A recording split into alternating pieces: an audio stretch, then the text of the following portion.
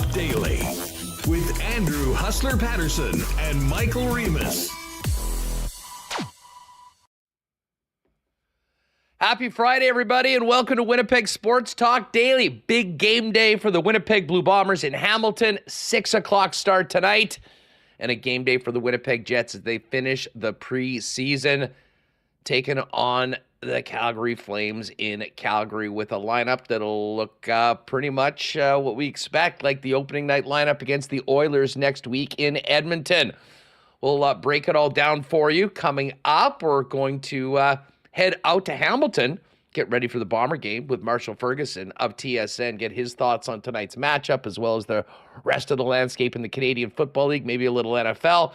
And then Murat is going to join us. Really looking forward to having Murat on to talk about this lineup tonight and how things are shaping up, and, basically a look back at training camp and the preseason, especially for the younger players that, we've talked a lot about that seem like they're on the outside looking in going into the regular season. Of course, it's Friday.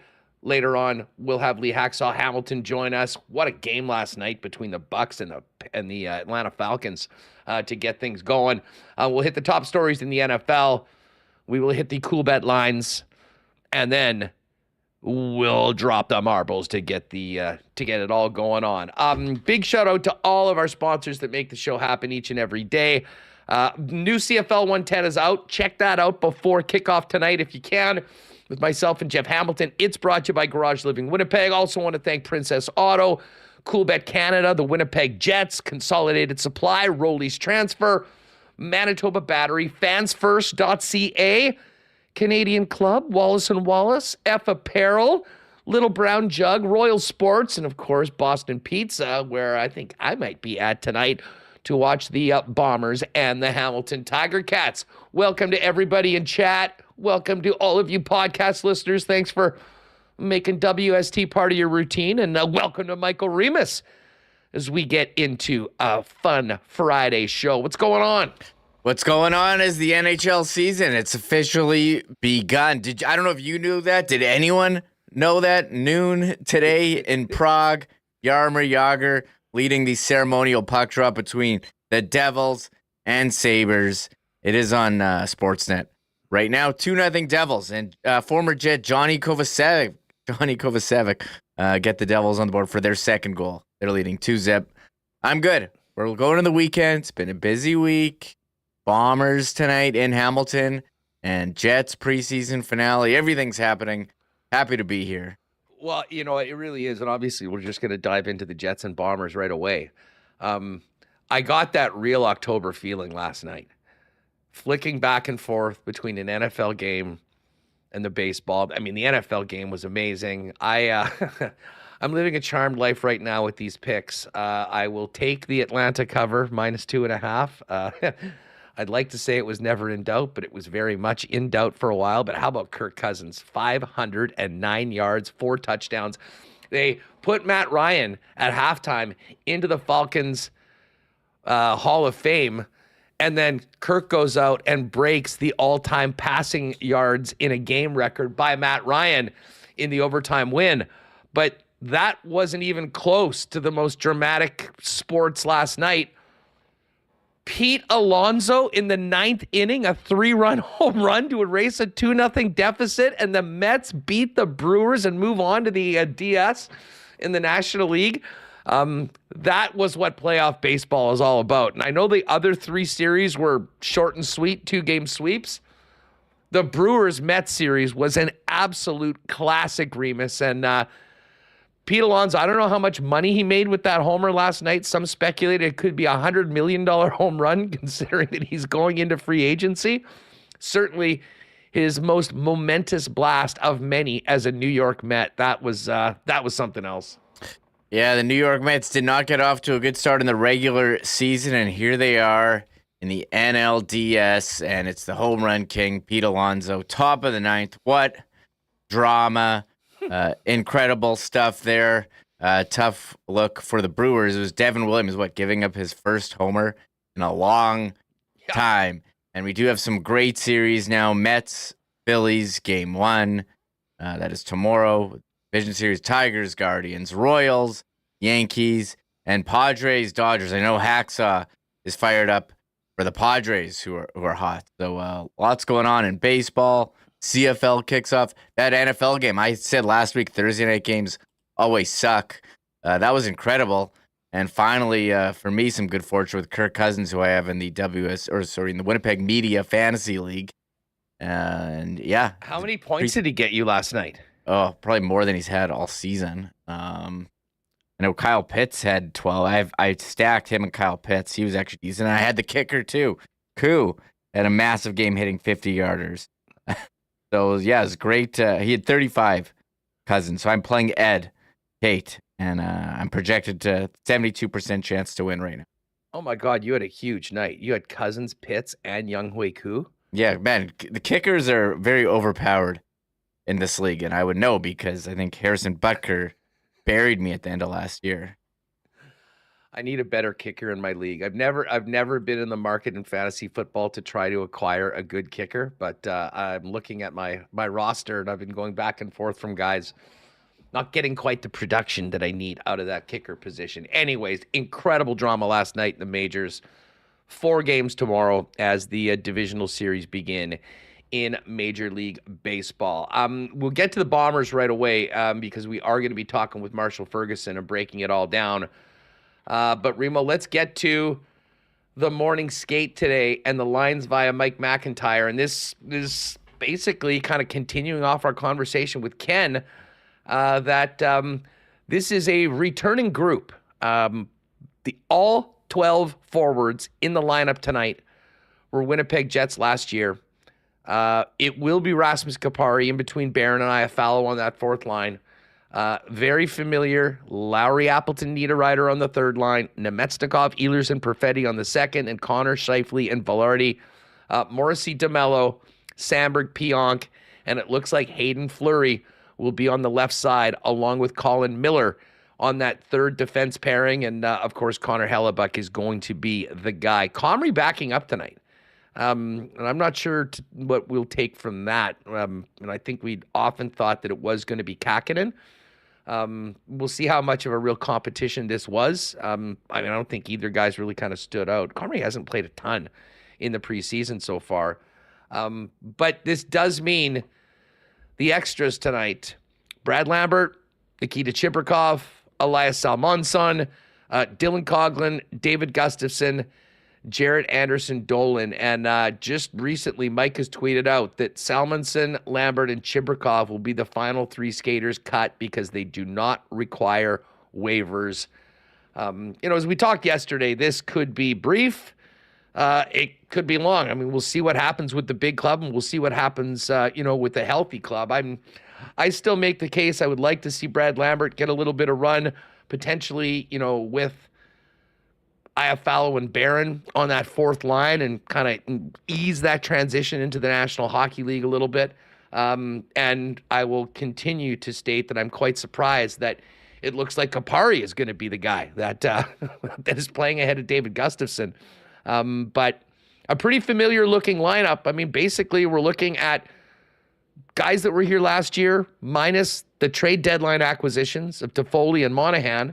And on the blue line, no Nate Schmidt and no Brendan Dillon, which means Colin Miller and Fleury are the third pair, and Dylan Sandberg moves up to play with Neil Pionk.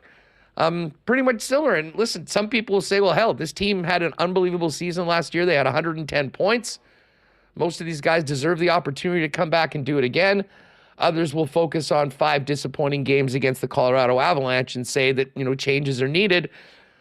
I guess we'll find out when it starts on Wednesday night. But one more time for these guys to get at it and get prepared for one heck of a opponent in game number 1, the defending Western Conference champion Edmonton Oilers. Yeah, I'm seeing a lot of projections start to come out by Money Puck. Had theirs. They had the Jets over 60% chance to win. I saw Evolving Hockey had theirs. They had the Jets finishing third. And I kind of agree. I think the 5 games against Colorado where they got dominated, it wasn't close, but it does overshadow an entire body of work. And this roster, they did have Brendan Dillon, was in first place in December. I do think, the way the Connor Shafley Velarde, they've given up more goals than they've scored as a top line. And, maybe that's a concern. But I am also here for saying, hey, you know what? They haven't really played enough time together, and these are good players, and we'll have to see how it goes. Rasmus Kupari spent a lot of time injured. We know he's got top speed, and maybe it goes better for them. And the Niederreiter, Lowry, Appleton line was very solid, and I think the second line can be good as well. So this seems like this is what we're gonna go with. I would have liked to see Brad Lambert maybe get a couple games in, probably, but I'm sure a spot will open up for him. Will. I'm sure he'll, I don't know what we're setting the over-under of games for him this season, but I do think I agree with you that when you say that the 4 or 5 games against Colorado kind of overshadows an entire body of work. And, look, they address special teams. We'll see how that looks. A lot of talk about special teams the last couple of days, especially after they scored a nice one. But it's going to be a different lineup tonight that Calgary's throwing out there, not that AHL style lineup they had before.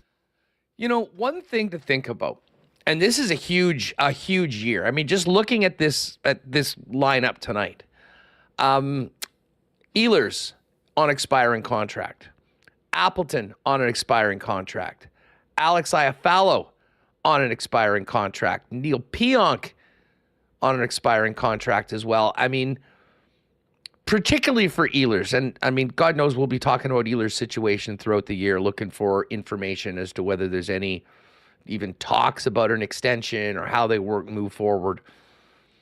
I would suggest for Ehlers particularly, this team being good, being competitive, and him being in a position both on the power play and with ice time to, feel like he's, has the opportunity to be his best, I think is all going to be very, very important. We can't, I know there's some people, and listen, I'll be honest, I'm kind of halfway there. I would really like to see, a little bit of a change up and opportunity for more of these young players. But I think out of the gate, the guys that got you there last year, for the most part, probably deserve an opportunity to continue to do that. It would be different if some of those players went in and just were obviously much better than the guys that were in the lineup and won those spots in camp. I don't think we can really say that happened with any of those 3 guys. Although I would make a case of the 3 that probably Elias Salmonsson is the closest to being a guy that can go in and really do his thing. I mean, I've made the case for a guy like Lambert that might bring, well, I think I can safely say will bring more offense to, the fourth line than Erasmus Kupari. And that's a bit of a head scratcher from my perspective. We talked about it with Ken yesterday. You can check that out if you want. I'll touch on it with Murat a little bit later on. I would personally have Gustafsson ahead. But if you did want to get him into games, playing with NHLers against NHL competition, in the bottom 6 might be, a really good spot for a player like that to do it. Ken made the case that it's probably better for him to go and play 20 minutes plus in the American Hockey League as a number 1 center on that top line and give them no chance but to call him up. And at that point, maybe you're playing higher up in the lineup. I bring up Ehlers, though, because I do think that getting this season off to a good start and having, him particularly be in a position to succeed and maybe a bit better of a situation that he felt he was in the past is going to be very important if they're looking to keep him around. And as much as everyone wants to see the young players play and let them develop in the league, it's also about winning. And there's also a bunch of other things that come around to it. And for Scott Arniel in his his second crack, but first here in Winnipeg at being another head coach, it seems like they're going with the more familiar. And again, a group that did a lot of great things and had 110 points last year in the regular season. We can start talking about the playoffs when this team actually makes the playoffs. But for right now, it's about winning hockey games. And it's pretty clear that they feel like these young players have a lot of talent and will be here in Winnipeg at some point. It's just not yet. And the guys that are in this lineup tonight project to be that lineup when things get going next week for real. Yeah, looking forward to it. Just around the corner, but we have to get this final preseason game out of the way. One thing we haven't really talked about at all is the backup goalie, and it's Eric Comrie backing up Hellebuyck. I don't know what that means for game one. We thought maybe Capo Kakinen had the inside track. He got off to that rough start, has had a better game, but it seems like everything's kind of been decided. Expecting Chibrikov, Lambert, Salmonson to be sent down to the Moose. But the backup goalie, maybe this one, we might be surprised from this one. I guess we'll have to wait and see. Players are being sent down through waivers. Everyone who was sent down yesterday did clear, so don't have to hold your breath about losing anyone. But this one might be interesting. That's how this works out. Yeah, well, I'll say this about Eric Comrie, and I don't know, someone just took a shot at him saying he can go and put up his .898. Last time he was with the Winnipeg Jets, and this is not like it was 5-6 years ago, it was 21-22. He was basically Laurent Brossoit. I mean, here are Eric Comrie's numbers from the 21-22 season. 19 games, 1,025 minutes, a .258 goals against average, a 10-5-1 record, and a .920 save percentage. Definitely his best year in the National Hockey League. And you can give some credit to the defensive, what the team was doing in front of him. But he went and he earned that contract with Buffalo. Now Buffalo has been a disaster. I'm not sure how much we can put into goaltending numbers put up and behind that team in the last couple of years. But I'll say this, I mean, if we're talking about Comrie and Kakinen, Comrie has done it here in Winnipeg before. And Kakinen was not particularly good in the preseason. I mean, heck, Connor Hellebuyck gave up 8 goals in 2 periods too. Nothing's changing at the number 1 spot. But I think whoever gets the opportunity, they'll be given the chance to go out, play a few games. If things go well, they'll keep the job. If not, the other guy will get a chance. But one of those two guys needs to be able to come in and play 15 to 20 games and give the Jets good enough goaltending for them to win some games and put up points when their MVP, their most important player, Connor Hellebuyck, gets a night off. It's kind of funny. Goaltending is like the one thing that we really don't have concern about. And Scott O'Neill referenced that at Star Camp. They asked him about goaltending. He's like, I haven't really thought about it. It's easy not to when you have a Vezina Trophy goalie back there. And Connor Hellebuyck, he's going to get his games in, and seemingly whoever they've brought in as the backup has done well. And I don't know if Coach Wade Flaherty is some goalie, got the goalie whisperer, but it certainly appeared that way. And I'll never forget, the feeling that I had when they signed Laurent Brossoit, and you were like, who is this guy? And he came in and had a great season and went on part of the Stanley Cup champion Vegas Golden Knights and was excellent last year. Even Dave Rittich, after maybe struggling here, had a great season in LA last year. He did. He was awesome. He was their guy for a while, and Eric Comrie parlayed his performance here to a big contract with Buffalo, and now he's back. So I'm sure they'll have it figured out. And I think Brossoit got off to a rocky start last year, and then found his game. And I'm sure that whoever the goalie is, will have a successful season. And you just hope that Connor Hellebuyck can stay healthy, because knock on wood, he's never really had any serious injuries. No, and that is a possibility I don't even want to have enter my mind, because this team, and I spent this morning doing a bunch of reading, and the Athletics preview of the Winnipeg Jets was really interesting. In that, they're thinking the Jets are, in and around a 98-point team, a playoff team, but with the caveat that Connor Hellebuyck plays as much as he has in the past because of the drop off between it. I mean, just talking about Brossoit Comrie here for a minute, LB had 4 seasons as the backup. I mean, he played 3 years, 18-19, 19-20, 20-21. Went to Vegas for a couple seasons and then came back last year for the Jets. His first year was really good. 21 games, 13-6-2, .925 save percentage. struggled that next year comparatively. 19 games, a 328, 6-7-1, and an 895 save percentage. But he bounced back the following year at 918. And last year, I think, had his best season as a Jet. And I don't think there's any doubt about it. I mean, he put up amazing numbers. Like numbers, frankly, that were, I think if you comparatively, like there was no drop-off when LB was in the net. A 2 goals against average, and listen, credit to the Jets as well for, just how well they played defensively, and a 927 save percentage. I don't think anyone's expecting that from Comrie or from Capo Kakinen. But whoever gets that job is going to need to put up a 910, 915 save percentage, and I think the team's going to need to be as good as they were defensively, if not better last year, to have those same results. We'll probably get into some full predictions. I know Ken rattled a few off, and he's going to be dropping some in the newspaper over the course of the weekend.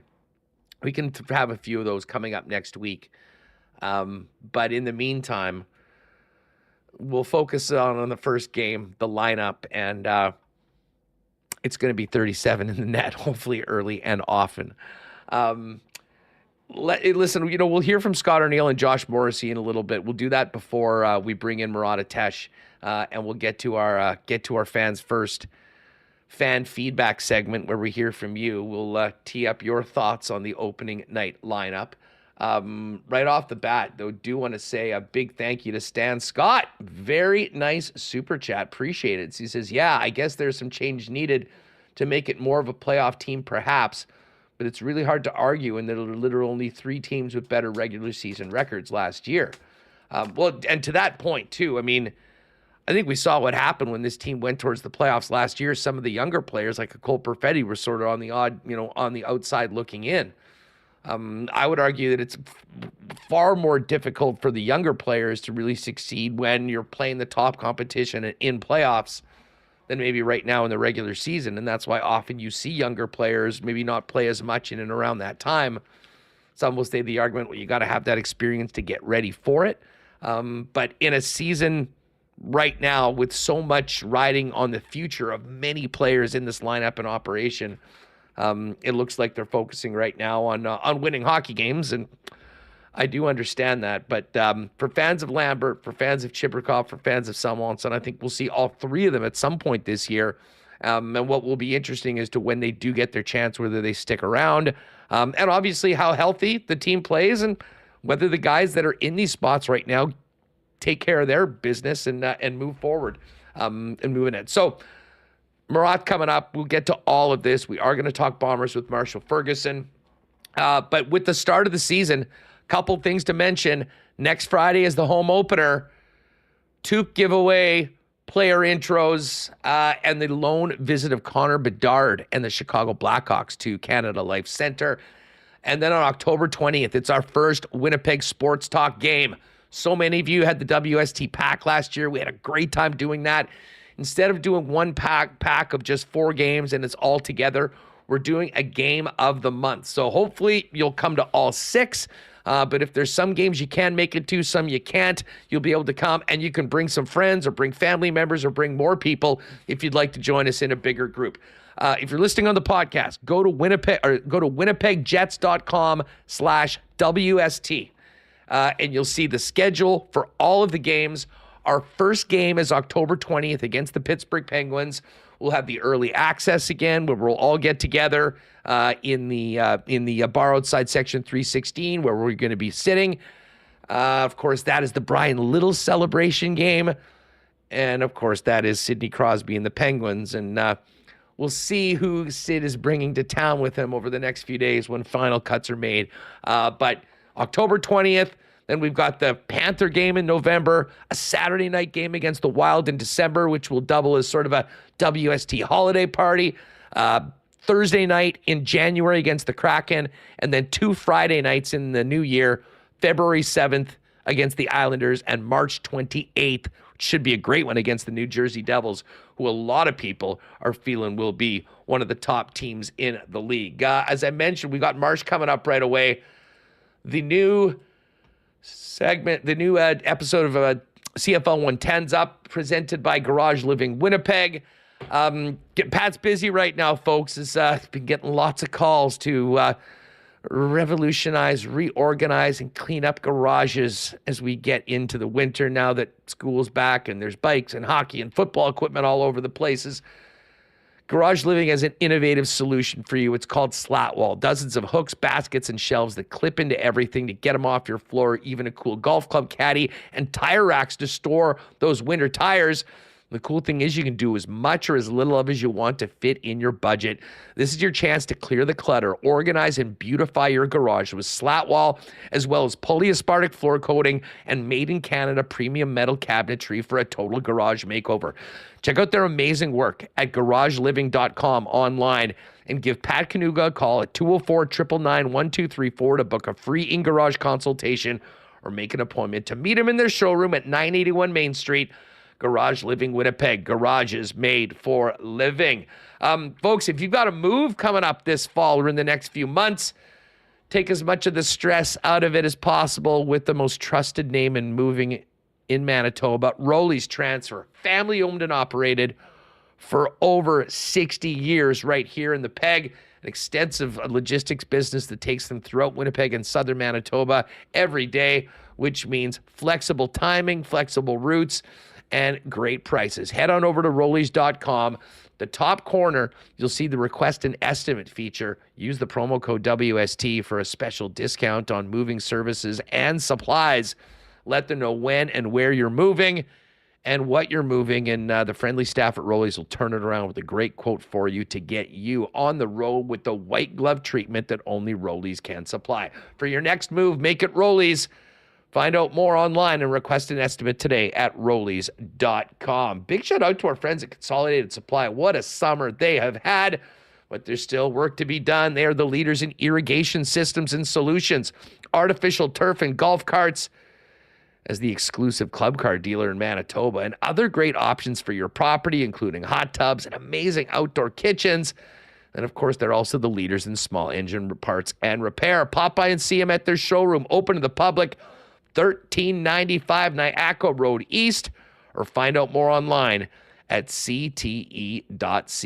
And hey, big game tonight. Bombers and Ticats. We're going to be talking about it right away with Marshall Ferguson. If you're looking for a great spot for the game tonight and the NFL action on the weekend, make it Boston Pizza. Great game day specials. The big game on the big screen with the big sound. And the best in ice-cold schooners, world-famous BP wings, and gourmet pizzas, and more. Special chance to win during NFL, trip to Vegas for Super Bowl weekend, and other great prizes. And, of course, tonight, 6 p.m. kickoff, Bombers Ticats. Get to your local BP and kick off the weekend right. All right, speaking of the Bombers and Ticats, Marshall Ferguson of TSN joins us now to get ready for a pretty intriguing matchup. Marsh, what's going on? How are you?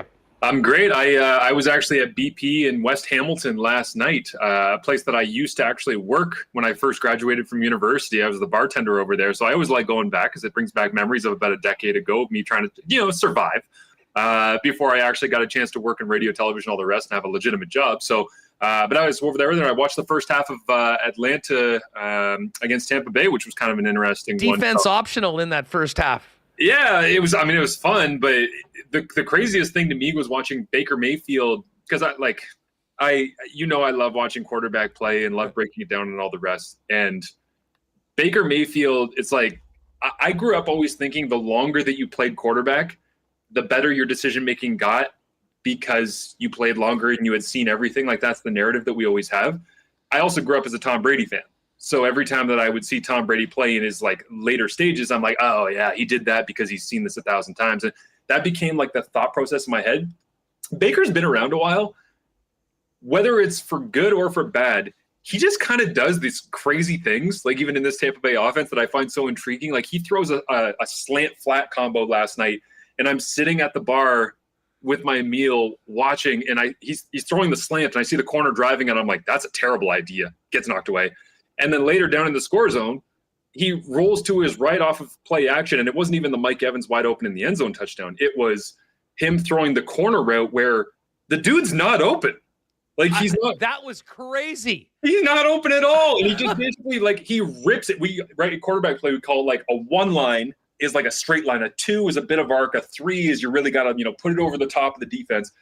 That was a 0. Like that thing did not come 5 yards off the turf. He sidearmed it into the. And I'm watching the route combo, and we used to actually run that route combination when I was in university. So as soon as I saw it, I go, oh yeah, that's rub, because that's what we called it. It's like you got a 5-yard out, and the wide receiver basically runs at the halfback. As soon as he gets to his inside shoulder, turns and knifes to the corner. And he does, and I'm like, that's the wrong read, Baker. And then he rips it, and I'm like, that's an amazing throw. I don't know how that worked. I didn't even know that the guy could have seen the football. It just sort of hit him in the hands, and it stuck. 6 points. Honestly, it reminded me of was it Ryan Smith that was the little receiver that played in Winnipeg? Yes, for the Bombers. Reminded me of speaking of Bombers Ticats, it reminded me of the Ryan Smith just running and the ball gets stuck in your armpit and you end up in the end zone. You go, oh, I scored. Look at me. Well, let's get to the Bombers and Ticats. Let me just quickly ask you, you're on the hammer. What's the last month been like around this football team? Everyone had counted them out and for dead. They were 2-9. Bo was benched early on, and now this team just continues to stay alive week after week, coming into what's a really intriguing matchup tonight. Fans sort of believing. I mean, it was a really disappointing first half of the season based on the expectations coming in. How are people feeling coming into tonight? I think there's 2 things that I've kind of sensed from being around town. One is, yeah, people love it. Everyone's buying in on the fun of the Boveralls and a very explosive offense and Bo for MOP and all that kind of stuff. But based on how the last month has gone, there's a ton of frustration that they didn't just dig themselves a hole. They dug a trench. Like they put themselves in such a bad spot that you can be great down the stretch. And everyone always says in the CFL, well, when you hit September, that's when the season begins. The standings actually start counting as of the end of May, start of June, whenever week 1 is. So Hamilton, it's not that they forgot that. They just really struggled to figure out who they were. And I think the biggest thing with this is just the evolution of the Scott Milanovich, Bo Levi Mitchell relationship. Because, without being too long-winded on it, essentially, Bo has told me, because I get to do enough Tiger Cats games on television where we have those Zooms 48 hours before, and we kind of get not necessarily off the record stuff, but just background and information that allows us to understand so that we're not talking in a way that's just flat incorrect for fans when we're doing the television broadcast. And Bo said when Tommy Condell was the offensive coordinator there, now in Ottawa, of course, that basically he came in and Tommy was like, Bo, what do you like to do? I'm open minded. Let's get on the whiteboard, draw stuff up. Let's put our minds together and see what happens. And that's a really cool concept. And that's fun. The problem is, it's not necessarily the most productive thing. So Scott Milanovich comes in. He's like, you're going to do it my way. If you don't do it my way, you're just not playing. And so Bo goes, okay, I'll do it your way. And he does it Scott Milanovich's way. And that earns him trust. And then Scott basically says, as time goes on, you have my trust. You still have to do it my way. But now I'm willing to have a conversation about where this offense can go and what you want to do within it. Which leads to Bo basically reverting back to almost early Calgary days of him saying, well, I've got Scott's trust. Now I can just go crazy and do all sorts of fun things. And so he does all the fun things. And it turns out that he's thrown across his body and throwing the odd interception and not being the most disciplined guy. And you hear Milanovich on the sidelines on television screaming, stop bleeping doing that. And yelling at Bo, whether people can hear on TV or on the sidelines, his teammates, otherwise. So I think it's kind of one of these things. The evolution of it is Bo had all the freedom. Bo had none of the freedom. Bo earned some trust. Bo might have abused his trust, kind of wore out his welcome a little bit with Milanovich. And then I think they kind of had a, come together moment where they said, okay, if you're going to be the guy, if we're going to figure this out, if we're going to actually be productive, let's do this together. I'm going to trust you, but you got to still do things my way within reason. And I think Bo kind of went, okay, I get it. I've had my fun and all and it's led to what essentially is an MOP statistically season. Whether it's actually an MOP season, whether they actually make the playoffs, that's all due to, I think, the start of the season and how sideways it was for them. Well, I mean, listen, if they're going to make the playoffs, they got to run the table. They have to win these 3 games, and they have to beat the Winnipeg Blue Bombers tonight. And, as you mentioned, what they did early on in the season, I couldn't help but think of the game here in Winnipeg, which, of course, was Chris Jones' first game on the sidelines. And I thought their defense was brilliant against, Zach Calero struggled, had one of his worst games as a Bomber. until they got the football back with a minute 20 left or whatever and went down for the winning touchdown and got that done. And that seemed like the dagger for the Ticats. Yeah. That put them to 2-9. Now, credit to them for coming back and doing everything you kind of described over the course of the past month so that this is a meaningful game for both teams tonight. In the meantime, since that game, Zach Collaros has looked a lot more like the Zach Collaros we remember for, over the past number of years. I mean, last week, the best game by far of the season for Zach, going for 428 and 6 touchdowns. What do you make of Zach's season so far and where the Winnipeg Blue Bombers are right now? Because they had a similarly ugly start to the season than the Hamilton Ticats. And incredibly, they can clinch the West this week if they can win and Edmonton wins. Yeah, it makes no sense to me how both teams, like you're 0-8 combined to start the season, and then here we are late in the season. It's like Bo might be the MOP, Hamilton's pushing for the playoffs. Winnipeg looks a heck of a lot more like Winnipeg than at the start of the season. I actually wrote a story this week on CFL.ca that is about the Winnipeg Blue Bombers, and I pulled it up so I could get the numbers correct for you. But in terms of I essentially, my favorite thing to write, my favorite thing to do when I'm even preparing for a game is to dive into a question that I have, and I have absolutely no idea what the answer is. Because I think a lot of people in our business, and whether it's with editorial or on air, radio, television, otherwise, you go looking for things that support your ideas, like your narrative or your facts or whatever. And I basically went into this Winnipeg one. I'm like, they look like the Bombers that we've known that have gone to the Grey Cup the last 4 years. They looked exactly the opposite of that through the first month of the season. What's changed? So I pulled up 3 things. The 2023 end of regular season statistics, those same league-wide statistics that we get in the weekly kind of file from the CFL stats department of Steve Daniel and Jeff Griever. I pulled that up from after the game that they went to 0-4. Then I pulled up the statistics going into week number 18, right? So I was basically saying, okay, here's 2023 when they were really, really good. They're 14-4. Here's 0-4, here's since 0-4, and what has changed. And the biggest thing that jumped out to me when you mentioned Zach, and in this article on CFL.ca, people can go there if they want to read the full thing, but it's basically like, okay, so Brady's bounced back. They're getting ahead of the sticks on first down like they did in 2023. That wasn't the case through the 0-4 start. The lockdown defense has come back. The pass rush is there, the pass efficiency against quarterbacks, all the rest. And discipline. They've only taken 11 special teams penalties over the last 11 games. They started the season with 7 in 4 games. Like it might seem small, but when you're giving up free yardage to other teams, that's just not going to get it done. So I went through all these things and looked at it. And the number one statistic that I found when I was going through all this digging is that Zach Collaros in 2023 led the league in explosive plays. And when the Bombers are at the best, he will break your back at the worst possible time. Like he'll hit a 40-yard touchdown throw when you've got him backed up on 2nd and 15. And it's just like, oh, okay, like Winnipeg got out of it again. Zach pulled his magic out of a hat and all the rest.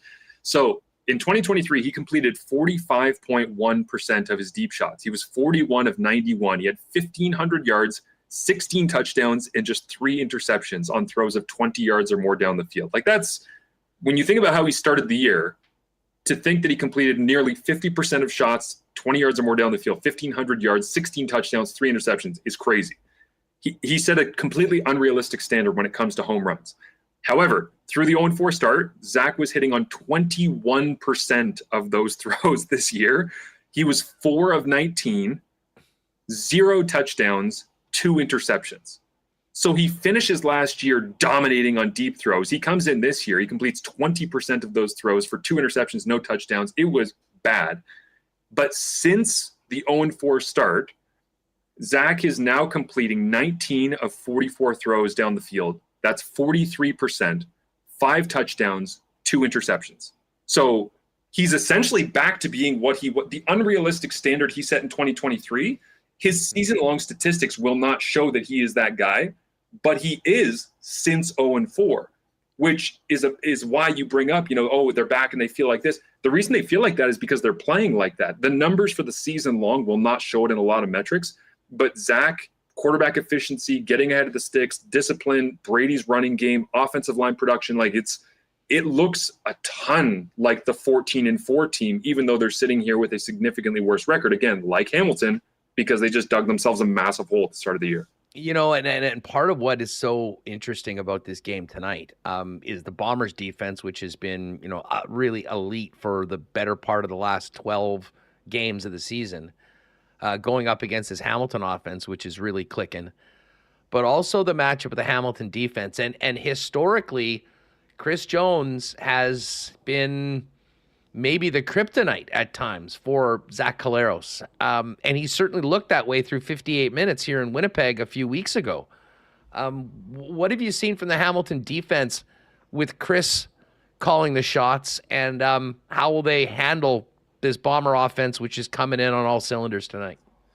I think the run game is problematic because for all the things that Chris Jones does well, his three-man front philosophy typically doesn't operate all that well against a powerful running game, and Winnipeg has certainly found more of that. And I think to the credit of everybody on that offensive coaching staff, they've also found a way to implement a bit of a power running game philosophy, even if they're not lining up with two tight ends and a fullback and extra offensive linemen. And you know what I mean? They're kind of like, slip screen to Brady. It's like, well, you're still getting Brady the ball in the middle of the offensive lineman at basically the same point of attack. You're just doing it in different ways. So I think they've evolved that offense a little bit to find more creative ways. But to answer your question, I think Chris Jones has done a really, really good job of putting young defensive backs, which Hamilton has a decent amount of, in pretty good positions.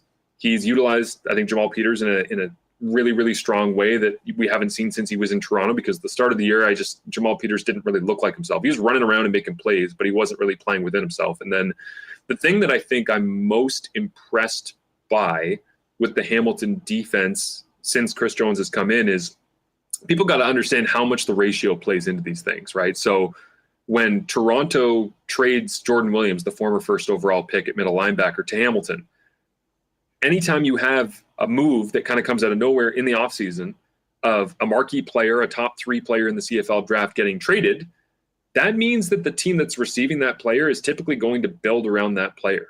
Like with their ratio, it's, okay, we've got a number 1 overall pick at middle linebacker. Now what do? Well, we have to back him up. We got to draft some pieces. We got to maybe acquire a piece or here or there and try to make this work so that we can actually build a roster that if he goes down with injury, we're not going to be completely destroyed for the remainder of the season. When Jordan Williams retired, Hamilton's defense was pooched. Like right from the very start, it's like, well, okay, first overall pick of the past, and the guy we were counting on solidifying the middle of our defense. Like the defensive line is very good.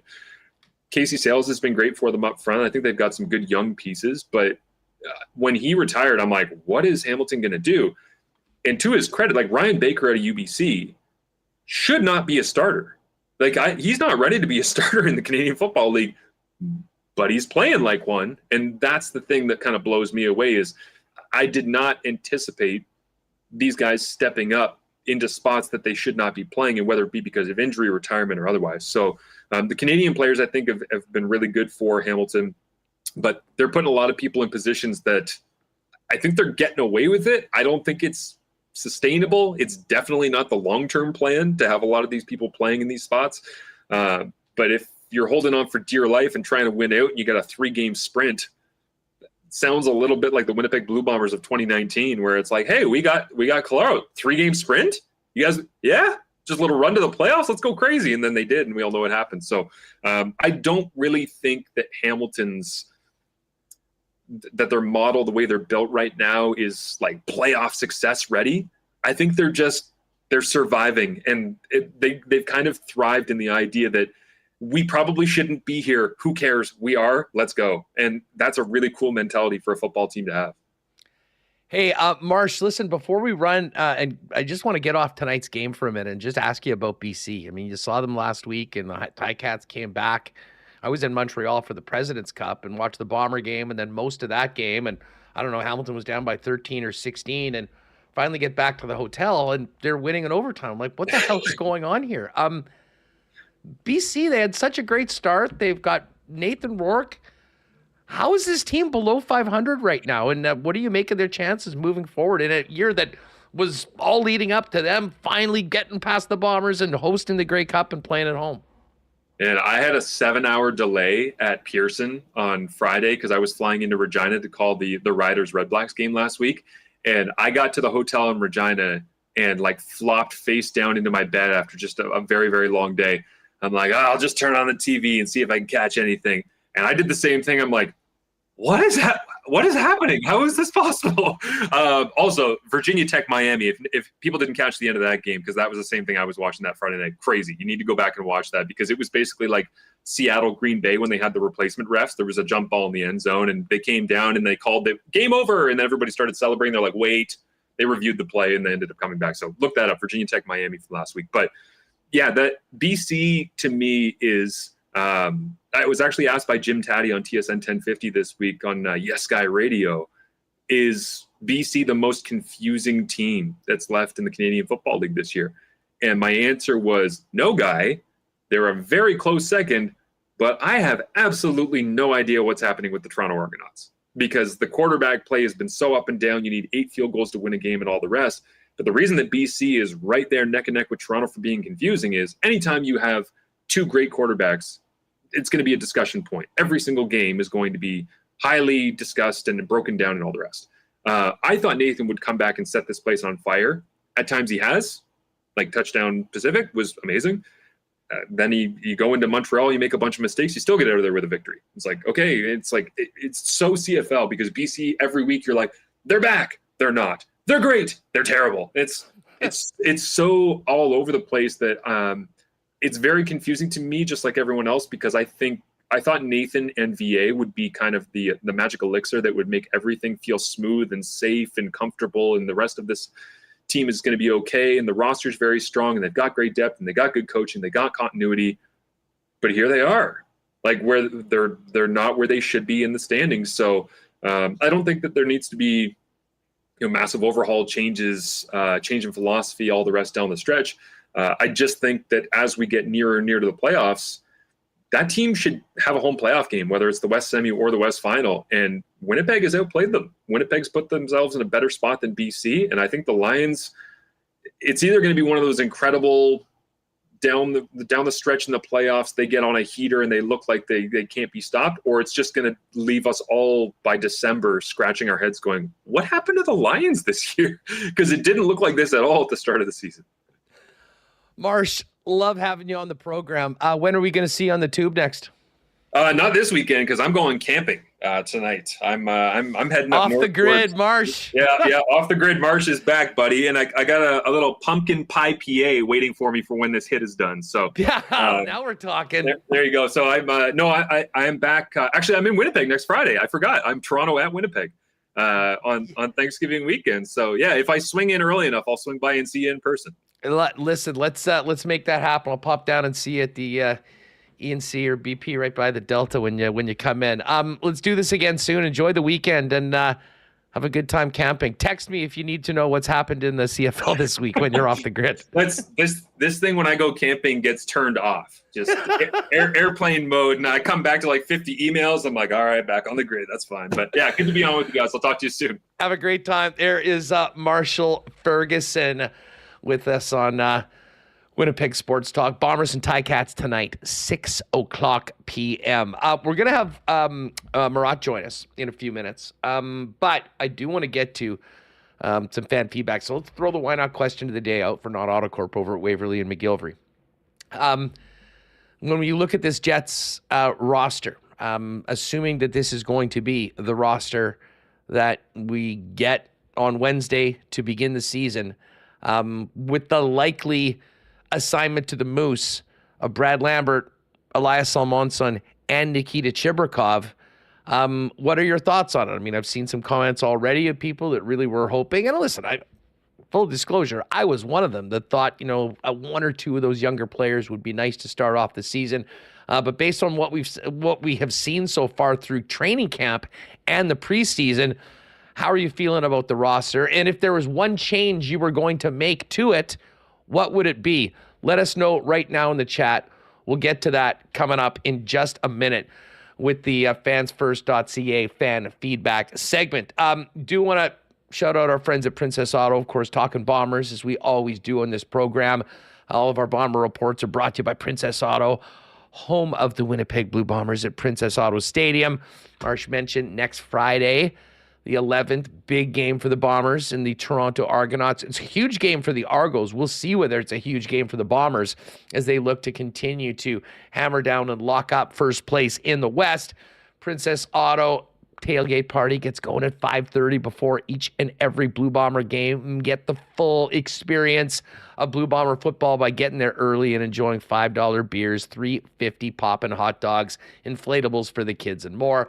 Of course, Princess Auto, proud sponsor of the Bombers, Winnipeg Sports Talk, headquartered and founded right here in the Peg, with 2 locations to serve you, Panet Road, Portage Avenue West, and you can always shop online 24/7, 365 at princessauto.com. We'll have to wait until next Friday to cheer fellow Bomber fans with some Canadian club at Princess Auto Stadium, but the weekend is here, so why not pop by your local Manitoba liquor marts later on today, stock up for the weekend, and when you're stocking up, if you're a whiskey drinker, there's only one choice, and that is Canada's favorite, oldest Canadian whiskey, the incomparable Canadian Club. All the Canadian Club spirits are available in Manitoba liquor marts, along with CC and Ginger, pre-mixed cocktail in cans. Keep your eyes open for that as well on your next trip to the beer store, as CC and Ginger is available at most beer stores around the city. Folks, big thanks to our friends at Wallace & Wallace, the fencing and overhead door specialists in town. If you have fencing needs, get on over to Wallace & Wallace and let them help you with that. I mean, if you need the security and protection of a new fence, they've got you covered. Vinyl, ornamental, welded wire, chain link, or wood fences, and the biggest selection of overhead garage doors as well in town. If your house needs a new one of those, 452-2700 is the number. The Wallace & Wallace team would be happy to arrange a time to come out and give you a free estimate. You can also visit them at wallacefences.com or pop down to their showroom on Lawson Crescent off of Keniston. And hey, season's turning a little bit. Fellas, if you're looking into the closet and realize you need to up your menswear game, get on down to F Apparel at 190 Smith Street. Custom suits beginning at $400, along with chinos, golf pants, custom shirts, both tucked and untucked styles, and an incredible selection of menswear accessories. If you're getting married or in a wedding party coming up, make sure to talk to the guys at F about a 15% discount when the boys get their suits for the big day over at F Apparel. Again, 190 Smith Street downtown. Make an appointment for a fitting or find out more online at that's EPH apparel.com. All right, Remo, Murat's coming up very soon, but let's get to our fansfirst.ca fan feedback segment. The hockey season is here, and fansfirst.ca is your best option for buying and selling tickets on the resale market with no added fees. What you see is what you pay. Certainly from a purchasing standpoint, whether you're looking for a last-minute ticket or ticket for a game that is a tough ticket to get, Fans First is the best place to do it. You'll find it. What that number you see is exactly what you'll pay. You won't get all those annoying surcharges after the fact. And for sellers like myself, who occasionally has to get rid of some of my season tickets, Fans First, definitely the best place to do that. Amazing customer service, very simple process to do it. By fans, for fans, no fees. Fans First, your number one spot to buy and resell Winnipeg hockey tickets this year. All right, we were asking you about the roster so far, and Tony Pop says, the Jets have a great 2C. He's just occupying the top line. I love 55, but he's maybe the 20th best center in the league, give or take. Not winning the cup with 55 and 81 as your top forwards. Harsh, but some of the evidence in the past, certainly with those guys playing together, has not been kind in the overall give and take. I think that certainly, I would say, is somewhat fair. T-Will, just the Jetson rookies. Nice to know some things never change. All these guys were rookies at some point. Many of these guys have been drafted and developed and came in, just not as fast as everyone would like.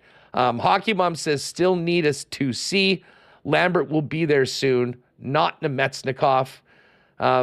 We've got some few other ones in here as well. just, about Ehlers. And, Ehlers was getting a little bit of, being injured in the past. Nikolai Ehlers was an Ironman last year, as Remis pointed out, playing all of the games in the season last year. Just moving on to some of these other comments as well. It's going to be an interesting season, and MC Stormy just saying, but why? Keep your comments coming in for fan feedback for Fans First right here in the chat. And for those of you listening on the podcast, we'll compile some of these comments over the course of the weekend when we really dive into the opening night roster. So if you do want to chime in, you can always hit us up at Sports Talk WPG on Instagram, on X, on Facebook, or email at winnipegsportstalk@gmail.com, and we'll compile some of those thoughts on the opening night roster, as well as your expectations of what this team can do, considering the high bar in the regular season and the very low bar that was set in the playoffs. Fan feedback brought to you by Fans First, by fans, for fans, no fees. Remo, we've got Murat coming up, and I'm interested to touch base with him on some of these topics that we've had. I have to admit, I'm surprised on two things.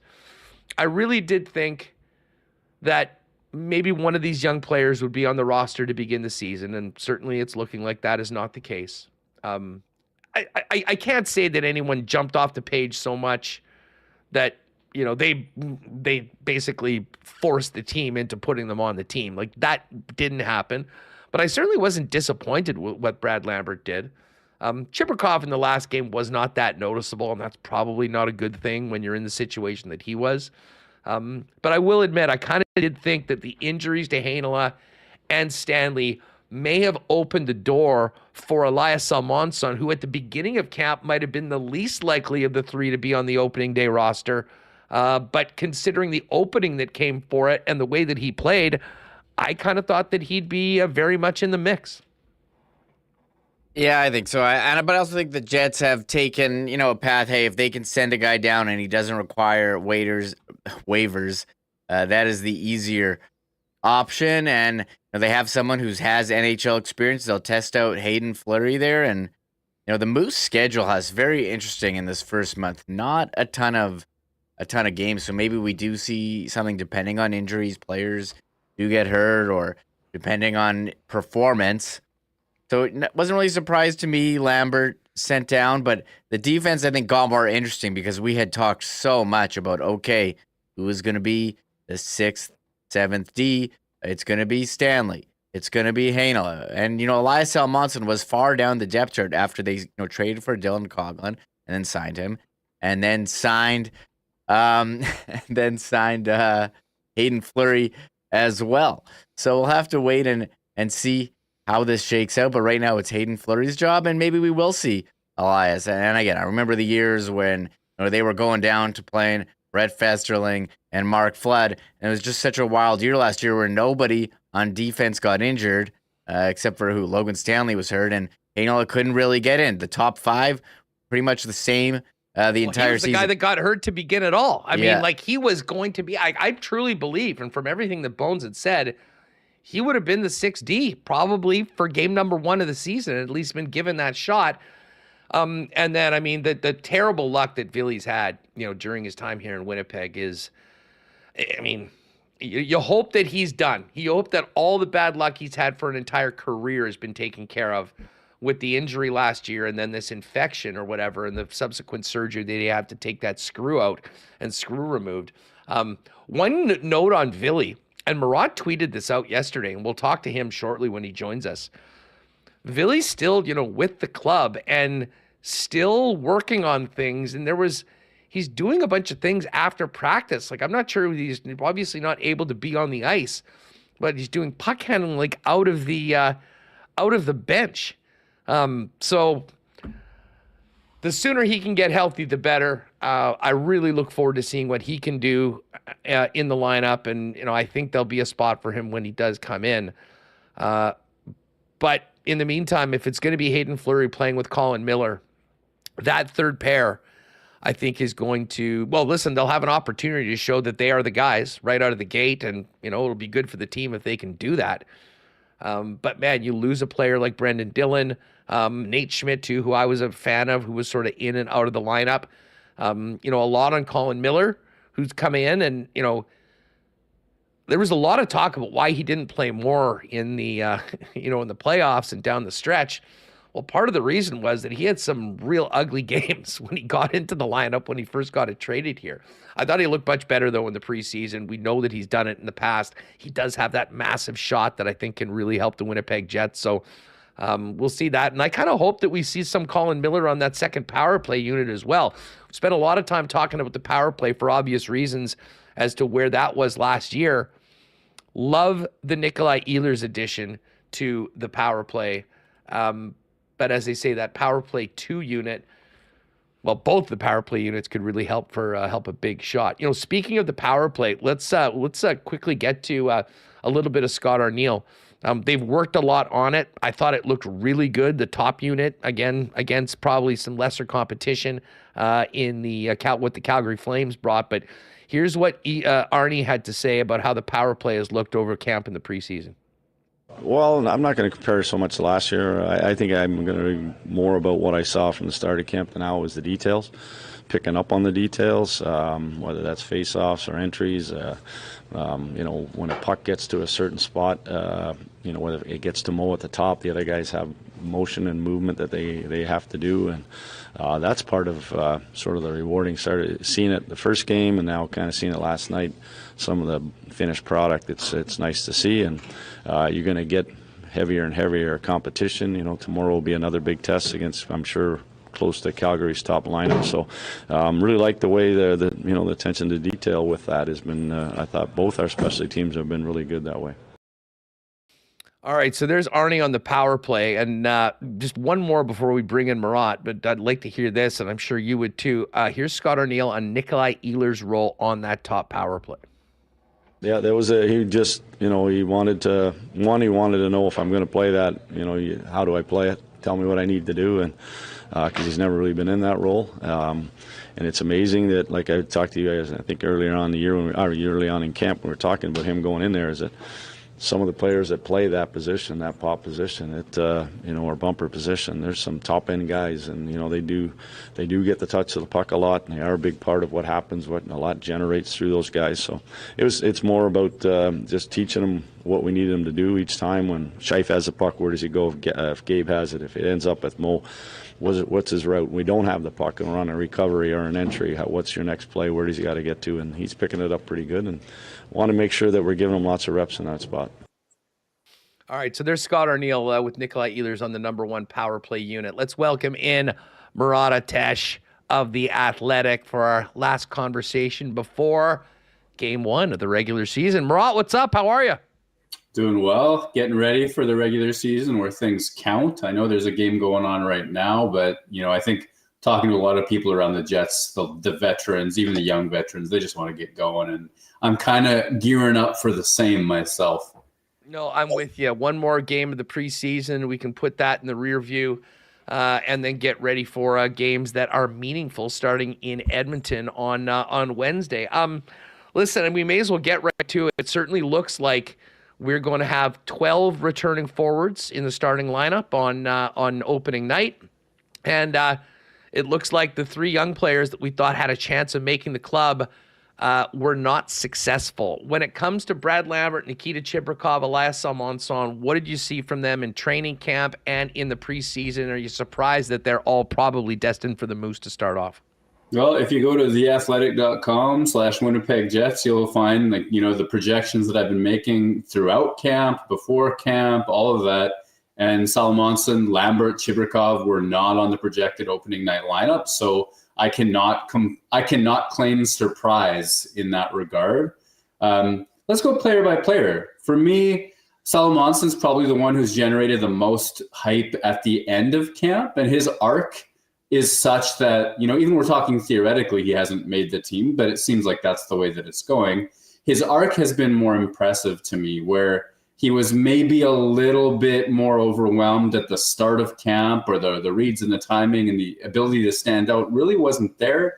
I think step by step, day by day, game by game, the North American ice surface has crystallized a bit for him. There's just different timing compared to the Swedish ice surface. There's different angles and reads and things like that.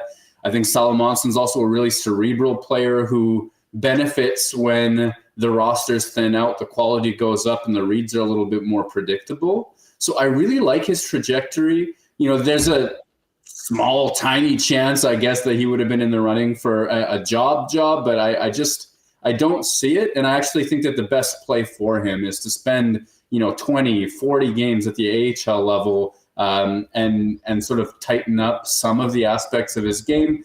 I didn't see a guy who had claimed an NHL job there.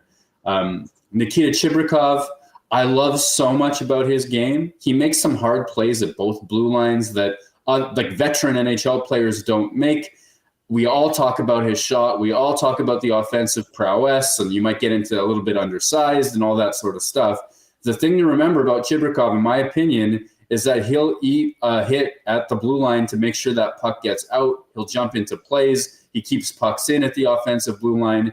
If and when this guy hits in the NHL, I think he'll help a line drive play as well as create offense. The thing missing for him right now is separation. I don't see how he finds time and space in the offensive zone. The pace isn't there, the physicality. I mean, he's a physical player, but he's not able to generate an extra few feet of ice for himself that way right now. And I wonder how and when he does that, because I really believe in that player as well.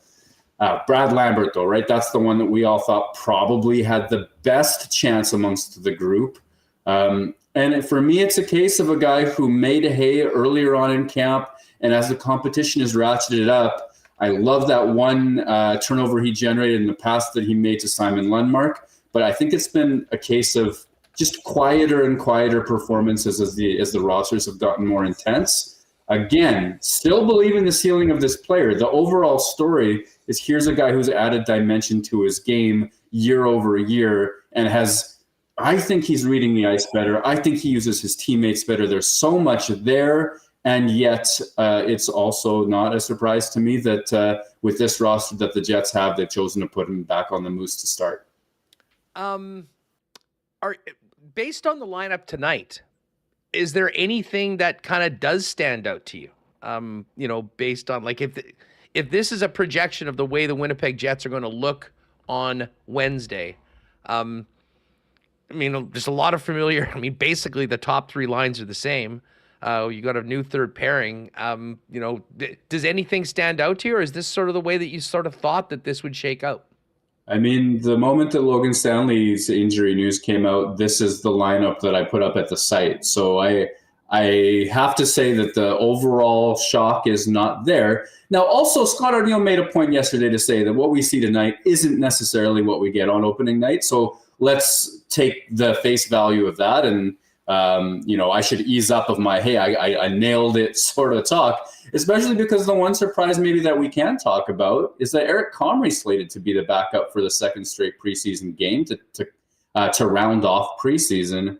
And while I think and thought and continue to project Kakkonen as the guy that would be Connor Hellebuck's backup, I don't think you can ignore Comrie's selection in these two games, even if Hellebuck goes wall-to-wall again and plays the full 60 minutes. It's interesting to me. That's noteworthy to me and might imply that he's getting a longer look, or maybe it's a word for being a good soldier. I don't know, and that's a little a bit of uncertainty and something to watch. I also think it's important just to make sure that there's no more injuries, no more opportunity opened up by injuries, right? Like not playing tonight, but needing to get healthy would be David Gustafsson and Jared Anderson-Dolan. Obviously, the Stanley and Heinola news has been well discussed as well. So I think, like you, that we're pretty close to what we're going to see, and hopefully, knock on wood, everybody gets through the game, and we can actually dig into it once the rosters are due. Well, you mentioned David Gustafsson. I got into this with Ken a little bit. The one thing that is surprising, very surprising to me, is Rasmus Kupari in the middle of the fourth line. Do you think that's because Gus is hurt, or is that the way management and the coaching staff feels that is the best roster that they can put out? Yeah, that was going to be an interesting storyline, injury or no injury, because you had Scott Arniel even early on in camp saying, I'm pretty familiar with David Gustafsson's game. We got a good long look at him last year and in the years that I've been here, but Rasmus Kupari only got into so many games, and there were, I guess, hiccups on his way to launching his Winnipeg Jets career. So he wanted to get a longer look at Kupari in camp, which means we were going to be seeing more of Kupari anyway. Then Gustafsson gets hurt.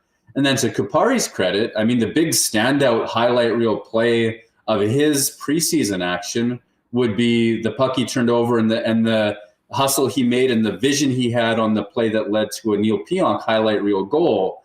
That was a case of a player who is known more for his hustle and his try and his energy and his pace, making a really smart read of the ice and taking advantage of space on the ice to feather that pass through to Pionk. And that's an element we haven't seen a ton of from Kupari. It's been a case of always in picture, never quite dictating what's happening. The reads haven't matched his foot speed. And if there's any glimmer of the reads catching up, well, then the toolkit is certainly there. And he's sort of acquitted himself well in camp. I would believe it, and I can't say that I know this, but I would believe it if Arniel actually did have him at 4C above Gus.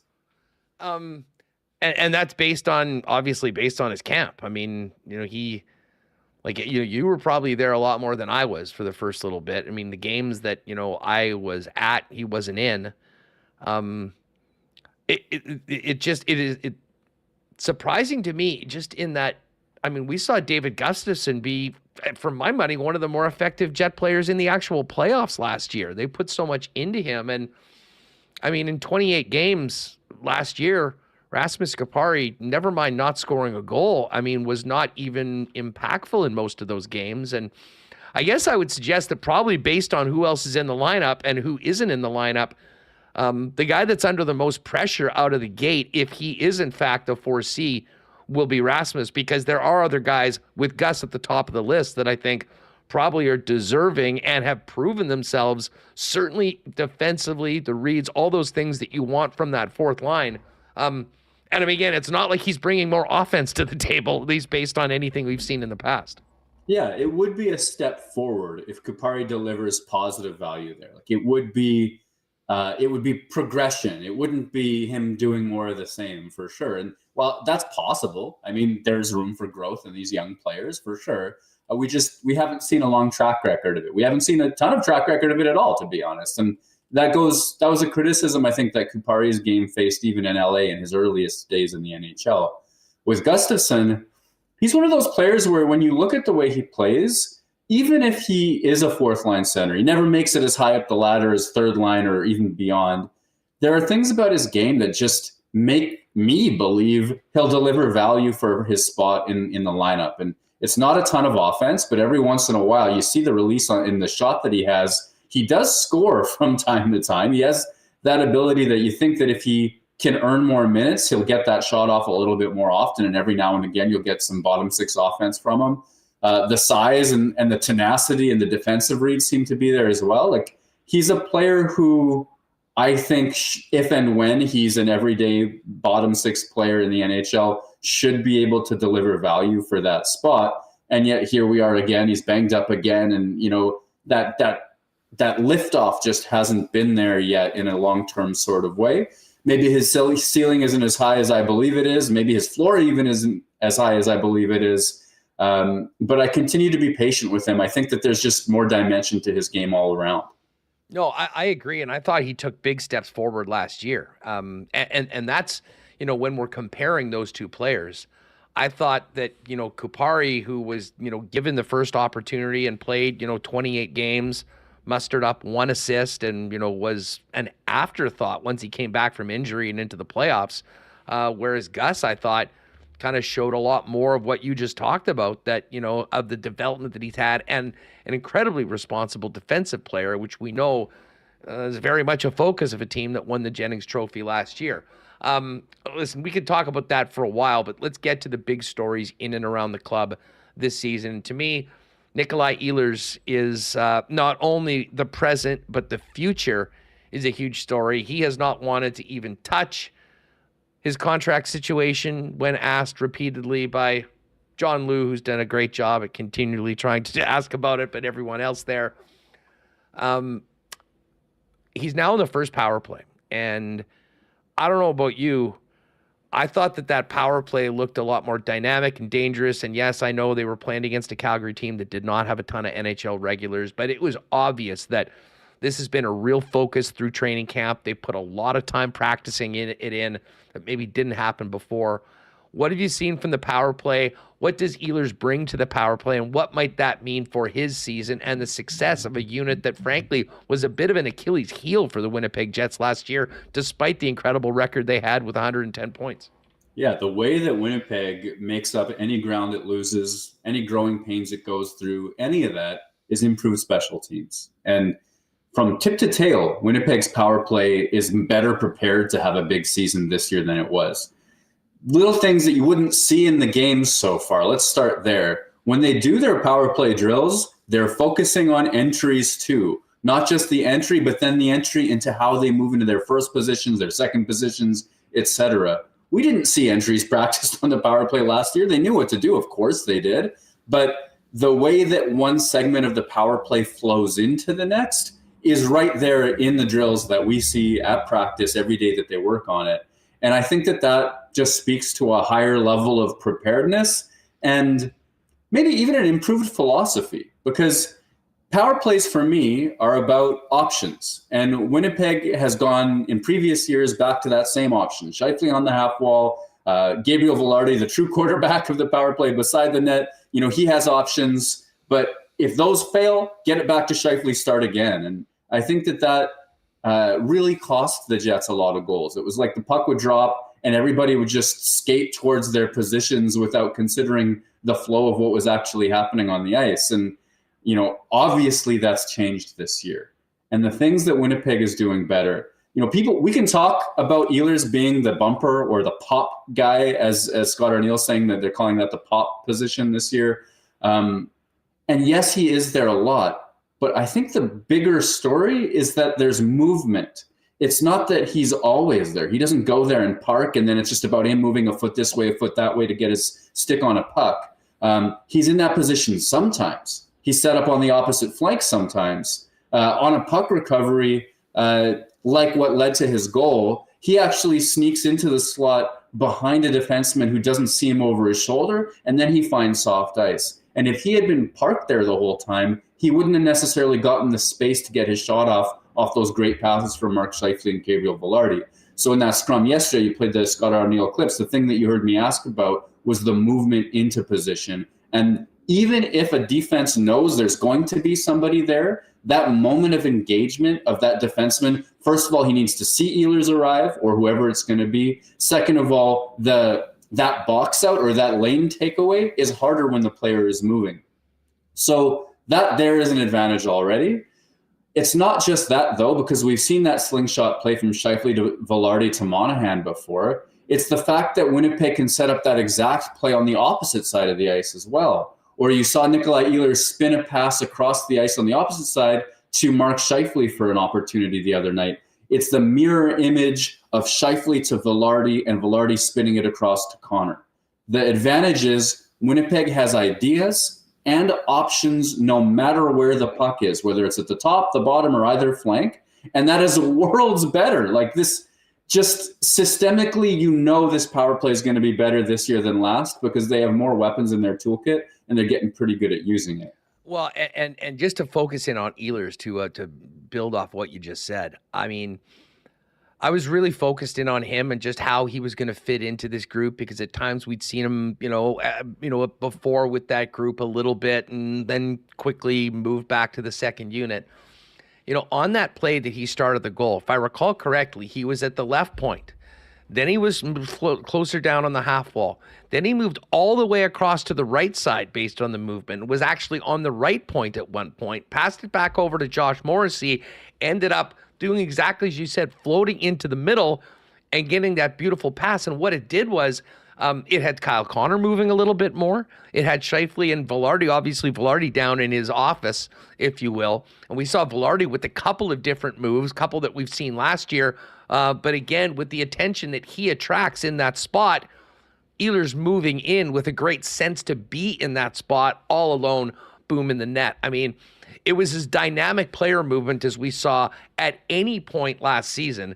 And it's quite clear that that has rightly been a major focus of the new coaching staff. We probably spent a lot of time looking at tape last year and realized just how stagnant that unit had gotten. And I think Ehlers' addition to that group is not only going to add some pop just with what he brings to the table, but also I think make the other four players in that unit a lot more dynamic with the movement that they'll be adding to it, and obviously creating more scoring chances and generating more goals. Yeah, I want to make sure to give Davis Payne his roses for the amount of movement and interchange. It's not just they put Ehlers out there, and as a result of Ehlers' movement, everyone else is moving in sync.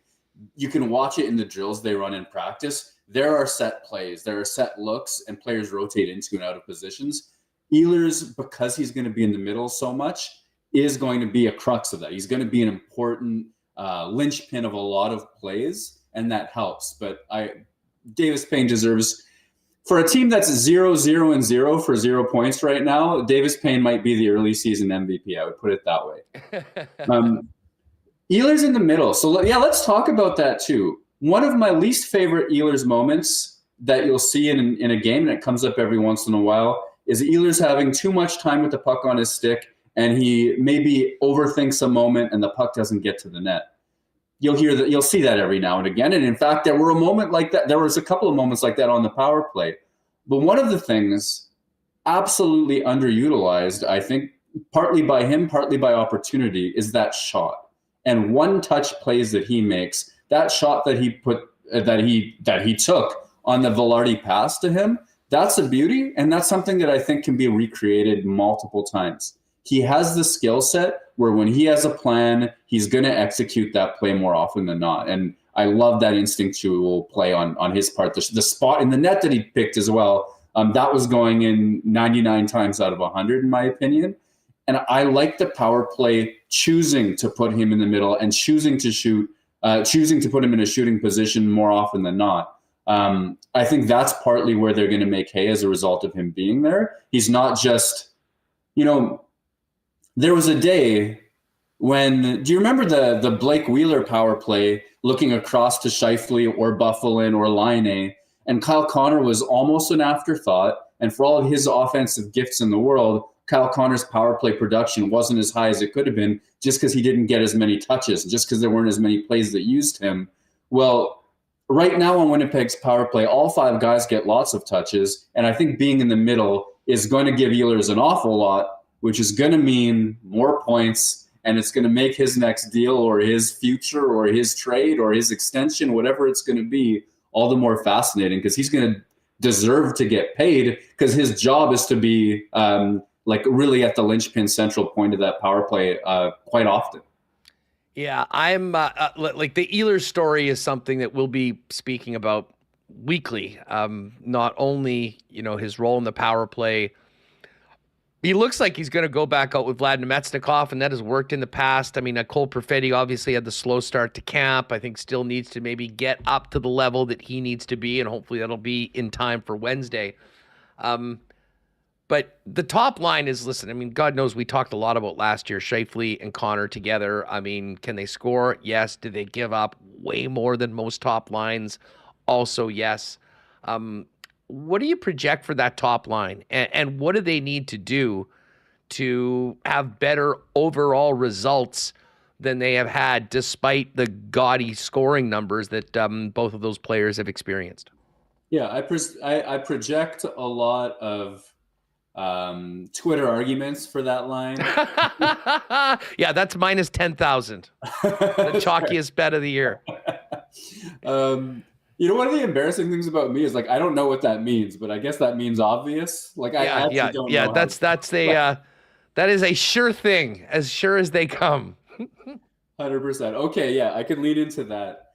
The things that I would project, it would be average performance for a top line. And by that, I mean, however much offense they create, however much they give up, I think it's going to be close to 50%. Like, I think that they're going to score roughly as many goals as they give up if they play together for a full year, maybe a slight positive. And if you're looking for reasons to believe in better than that, if you want to be an optimist about it, you point to the fact that Gabriel Vilardi played, a portion of a season last year, and only a portion of that was with Connor and Scheifele. They didn't get a lot of runway to become whoever they were going to become as a top line. By playoffs, I think they were one of Winnipeg's few lines that was a plus at 5-on-5 with all three players on the ice. So if you're an optimist, you say, well, numbers be darned. They got momentum by the end of the season, and they were one of Winnipeg's few lines you could trust in the playoffs. And with a full year under everybody's belt, they're going to go off because they see the game the same way. Scheifele loves that, big body protection of the puck on the wall. Gabriel Vilardi has that gift. They make plays through seams in traffic. Kyle Connor's the deadliest scorer on the Winnipeg Jets, especially from the types of places that he gets the puck when those guys are his line mates. If you want to improve that line, though, there's one obvious weakness, and it's that when Scheifele and Connor work together on a zone exit, that puck doesn't always get out, and it leads to long defensive zone shifts that keep gifted offensive players on the wrong side of the ice. You've already seen it in preseason. Winnipeg's given up goals because that line didn't get the puck out. And, that's Kyle Connor's a player that if you love him, you might overrate him, in my opinion. If you're critical of his defense, you might underrate him, in my opinion. But one of the things that you get with him is inconsistent zone exits. He's not always going to win that puck on the wall or beat that player at the point. And Scheifele tends to be willing to jump towards offense when he's got the puck on Kyle Connor's stick. That leads to some problems. If I could do anything that made that line score more goals, it would be to fix that, whether it means, re-signing Dustin Byfuglien to be a second wave behind them, whether it meant, I don't know if you split them this year. I don't think that's Scott Arniel's desire. Does Nikolai Ehlers get the Gabriel Vilardi job? But then Gabriel Vilardi's offensive is there right now. I think what you're going to see the Jets do is wait and see and hope that they grow into an all-around line. And maybe in the end, it's just going to be one of those facts that Winnipeg has an average first line, and that's fine. And they're going to have to make up those goals somewhere else on the lineup. Murat, before we go, and we kind of touched on maybe the biggest part of this next question for you in the new look of special teams and particularly the power play. But heading into the season, looking ahead to these 82 games, what do you think the biggest impacts of the new coaching staff will and can be for the Winnipeg Jets?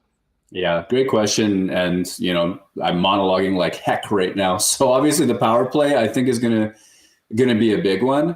If you're Scott Arniel, your goal heading into this year is consolidate Winnipeg's existing strengths, which has been a team commitment to defense, right? Like when Rick Bowness arrived the year before, Winnipeg was the 29th best team at protecting its own slot. At slot shots against, Winnipeg was 29th in the NHL heading into the Rick Bowness era.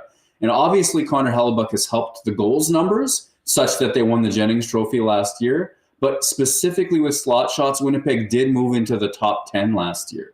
And if you're Scott Arniel, you don't want to reinvent the wheel when it comes to team defense too much, because you likely believe that, the systemic changes you've seen over your 2 years as an associate coach heading into this year are repeatable, that defense by a five-man committee is going to be a strength of the team. The things that you look at are, and that's why you're not seeing revolutions with the Lions, even though there's, you can talk about optimizing this or optimizing that. That's why you're seeing so much at 5-on-5 that's going to be the same as what it was last year. You just look at that special team situation where they were bottom 10 in both, and that's the obvious place to address your efforts. It's certainly what he did in choosing the people that he did for those coaching jobs, and also by committing the time that they did at training camp to both special teams. I think that if you're the Winnipeg Jets, those were the things to address. For all of the consternation about, oh my goodness, they're running it back, and they are, and there are cons to that, but there are a lot of pros too. And I think that the single biggest things that they needed to address were the special teams, which they have and will continue to do. Just on our way out anything you're looking at, for in tonight's game? I mean, other than just hopefully everyone gets through healthy and is ready to go on Wednesday? Yeah, I mean, health would be the big one first and foremost.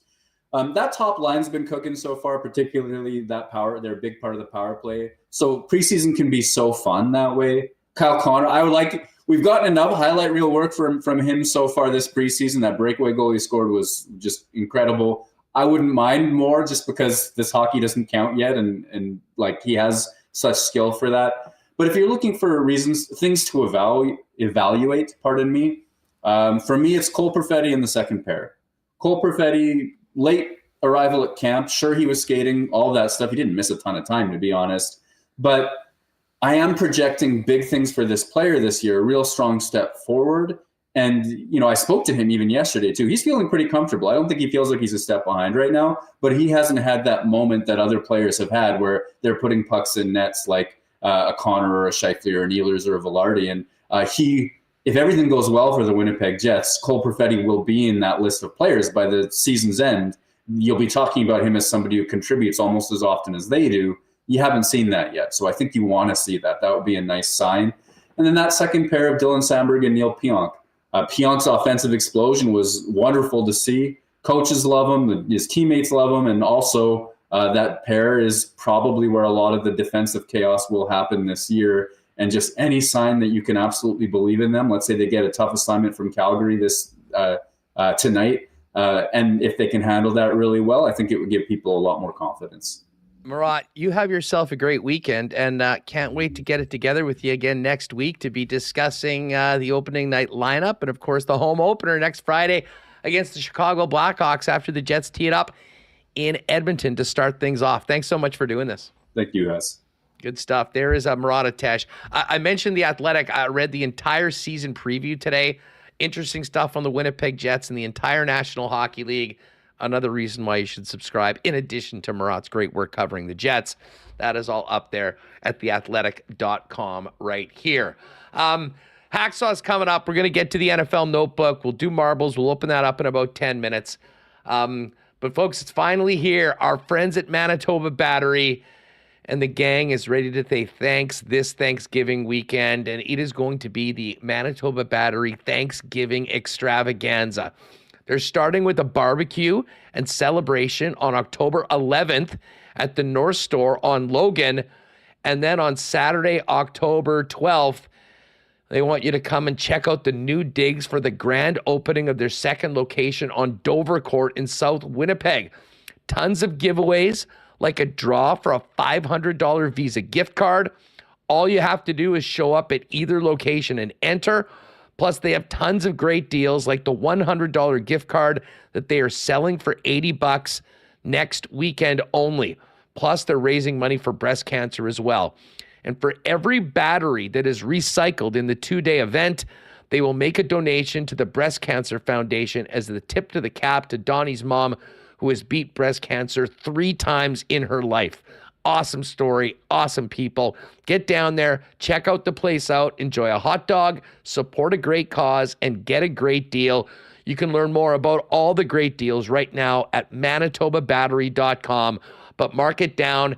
Next Friday, the home opener day, they're kicking it off at Logan, and then next Saturday, October 12th, the new digs grand opening of the second location at Dover Court with great deals and prizes throughout the year. And, of course, you can always give them a call or order online with free delivery on any purchase over $60 inside the perimeter at manitobabattery.com. Well, it's Beer Friday, and we're bringing in Hacksaw, so a big cheers to Friday. And we'll be raising a glass to the weekend tonight with our favorite generic lager. Today's show is sponsored in part by Little Brown Jug and Generic Lager, your basic lager, just better. Little Brown Jug made the taste you crave with the name that says it all with this impressively standard lager. Whether you're at a Jets game or watching from home, grab a cold one and cheers. You can pick it up at Little Brown Jug in the Exchange District at 336 William Avenue at your local LC or vendor. And now, of course, available at the home opener and all season long at Canada Life Center for Winnipeg Jets games. And speaking of Jets games, get ready for the season in the home opener with a trip to Royal Sports with the biggest and best selection of Winnipeg Jets jerseys, merchandise, hoodies, hats, toques, you name it, Royals got it, along with all the Bomber gear you need for this push to the playoffs and tons of new NFL merch as the season is underway. And if you've been playing hockey, you probably already know this, but Royal Sports is the hockey superstore for over 40 years with the biggest and best selection of everything you need, from full equipment, goalie gear, all the way down to stick tape sticks and skate sharpening. One stop is all you need. Royal Sports, 750 Pembina Highway. Follow them on Instagram at Royal Sports Winnipeg for the latest merchandise drops and sale information. All right, we'll open up marbles in about 5 minutes, so pay attention to the chat. Right now, though, let's welcome in Lee Hacksaw Hamilton to take a look ahead to Week 5 in the NFL. Hacksaw, what's up? How are you, my friend? Hustler, good to hear from you. Getting a lot of reaction back there. You got that echo, Reem? Yeah, give me 1 sec here. Just get that done up. Wild Thursday nighter last night in the National Football League. A heck of a way to start off Week 5. Hacksaw, that was a lot of fireworks and defense optional early on in the game. I thought defense optional the whole evening of the game. I think that's a byproduct, Andrew, of guys coming off a short work week. I mean, both those defenses gave up an absolute ton of yards. It was like 870 or 900 yards composite offense. I just think it's tough for defenses to go through recovery time on a short work week and come back and play hard on Thursday. And then you got two quarterbacks that obviously were gunslingers and really lit it up. You know, you mentioned Kirk Cousins. He's always had a history everywhere he's been of throwing for chunks of yardage, but never winning important games. Not the end of the season, obviously not in postseason. But I'll tell you what, he might be the last missing link that Atlanta needs to be really, really good. You know, he walked onto the stage there in Atlanta after he left Minnesota, and Kirk Cousins shows up, and he's got a 1,000-yard running back in Bijan Robinson. He's got an unbelievably bright, gifted receiver in Drake London. He's got kind of a hybrid tight end flanker in Kyle Pitts. And now all of a sudden they go in the free agent market and they get this guy from the Bears, Mooney, who never got a chance to play in Chicago much. And geez, he's become a speed terrorist when he doesn't drop balls.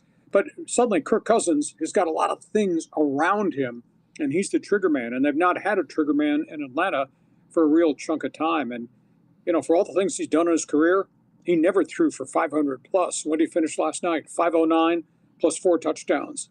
And he had him going up and down the field, and were it not for a couple of missed field goals, well, they would have had more points than that. And that's against Tampa Bay. Tampa Bay's really good defense. Baker Mayfield obviously sprays it all over the place, and Rashad White ran the ball really well, but Baker, he just ran out of options. He doesn't have a lot of guys to throw to once Mike Evans got dinged and everybody started to double Chris Godwin. So it was a great Thursday night game. It was kind of a throwback to the old American Football League gunslinger game. So keep an eye on Atlanta. They kind of look like they're pretty scary offensively right now if they can keep their guys healthy for the next 13 weeks of the season. Well, and Cuz, obviously, Kirk O'Chains had been maligned for his primetime record over the years. He's already authored 2 incredible comebacks in primetime just this year after a couple tough losses early on. That division, I think, is going to go right down to the final week between Tampa, New Orleans, and Atlanta after last night's result. Before we get to the games, let's talk about the Raiders for a minute. It's a topic that I love. Raiders in crisis. Davante Adams wants out. And one of their coaches in getting the death penalty from the NCAA. What the heck's happening around the Raiders right now, Lee? Don't you love the dysfunction of Raider yes, football? Yes, I do. I absolutely love it. You know, I've been critical of the Raiders for a long period of time about their mode of operation. And, of course, I was biased because I was a longtime voice of the San Diego Chargers, and then I did the Seattle Seahawks. But, you know, they're dysfunctional. They've always been historically an organization that always went for the shiny object. You know, I want that free agent. I'm going to overpay for that free agent. Or that guy had 2 good playoff games, so I'm going to give him a wad of money. And it's always blown up in their face. And then it evolved into, we got to go get the next great quarterback to be a Raider. Well, Jim Plunkett and Rich Gannon, that was a hell of a long time ago in terms of success. And now, you got Davante Adams, and you don't have a quarterback. You don't have the running back. You let your quarterback leave. Garoppolo was supposed to be the next guy, the next rental. Didn't work out. And now they got Gardner Minshew. And he's got a little bit of gunslinger mode. But the thing about Gardner Minshew, who's in Jacksonville and then moved around Philadelphia, etc., we know multiple things. He will throw touchdown passes. He will turn the ball over on interceptions. Dude fumbles a lot. Guy takes an unbelievable number of quarterback sacks. So in the full big picture of a game, I don't know that Gardner Minshew is trustworthy to be a starting quarterback that's going to lead you to the playoffs. And they got the alternative, the young kid out of Purdue, the second-year guy who manages games. He's not flashy, Aiden O'Connell, and he'll take you on long touchdown drives, but you don't always know if you're going to get a touchdown or a Dan Carlson field goal. So they got a whole bunch of problems, and now they got the problem with Davante Adams. And I'm going to be intrigued to see, because their front office is structured a little differently. You know, you've got the volatile Antonio Pierce, who kind of rallied the thing last year and got him into the playoffs, and everybody was excited. And you got a stoic, conservative Ivy League general manager, Tom Telesco, who I liked a lot and I thought did a good job in tough circumstances with the San Diego, then LA Chargers. Those guys are so polar opposite, Hustler, in terms of the way they do their business. I think Telesco's hand is going to be forced. He doesn't want unhappy players. He doesn't want damn distractions. He's got an unhappy player. They're going to play the prices right, and they're going to send Davante somewhere. A lot of trade talks. Jets, where he could relink with Aaron Rodgers, makes sense. The Jets got a holdout linebacker who's forfeiting a ton of money, Hassan Reddick. He might be the guy that goes to the Raiders. It'd be Telesco's problem to get the guy signed, or maybe Antonio Pierce's problem, convince the guy come play the last year of your contract rather than forfeit a whole year's salary. But you got the Jets are in that mix. New Orleans reportedly is in the mix, although I don't know from a trade volume what New Orleans has got. They're not going to deal with Kansas City at all. There is talk Pittsburgh. Pittsburgh's got cap space. They got a little bit of a different leader in Omar Khan, who is now their general manager, is doing some things out of the context of the way the Steelers have operated. And they might be willing to take on the $18 million a year contract. Problem is Pittsburgh doesn't have legitimacy at quarterback. So is you know, that wide receiver, Davante Adams, leaving the Raiders in a bad quarterback situation to go to Pittsburgh, which has got a volatile quarterback situation. So I think Telesco's hand is going to be forced to make this trade, which means now they don't have their top wide receiver, they don't have a bloody quarterback, and Josh Jacobs is running the ball in Green Bay. That's not a way to build a playoff team. And relating to your question with Antonio Pierce, he's a bit of a renegade. He's a bit of a street guy, and there's nothing wrong with some of that stuff. But, you know, he's created so many distractions in that Raider camp in the last 3 weeks with dropping hints that these guys quit, stuff on a social media platform, trade this guy, etc. What are you doing? The job's tough enough. And the Raiders' job is really hard. Why are you creating all this other stuff? And he's created this Davante Adams divide. And then on top of that, you know, he came from Arizona State. And he's a former NFL player and played really well in the NFL for the Giants and for Belichick with New England. But, you know, he was a defensive coordinator, recruiting coordinator at Arizona State. He got him in trouble with the NCAA. And massive violations for illegal contacts with recruits during the NCAA COVID blackout era. 35 players they were caught bringing in for meetings when there was supposed to be no recruiting going on. He didn't cooperate with them. Then he lied to him. He refused to turn over material. He's been barred from the NCAA. It's the longest suspension ever. He can't coach in college football anywhere for 8 years. 2 of his assistants at Arizona State, who took orders from him and carried out the same stuff, they got hit with 5-year sanctions too. So Antonio Pierce, this better work out. If it doesn't work out with the Raiders, he might not have another job. So that's a big, long answer to the dysfunction that's going on with, as I call it, the silver and bleak.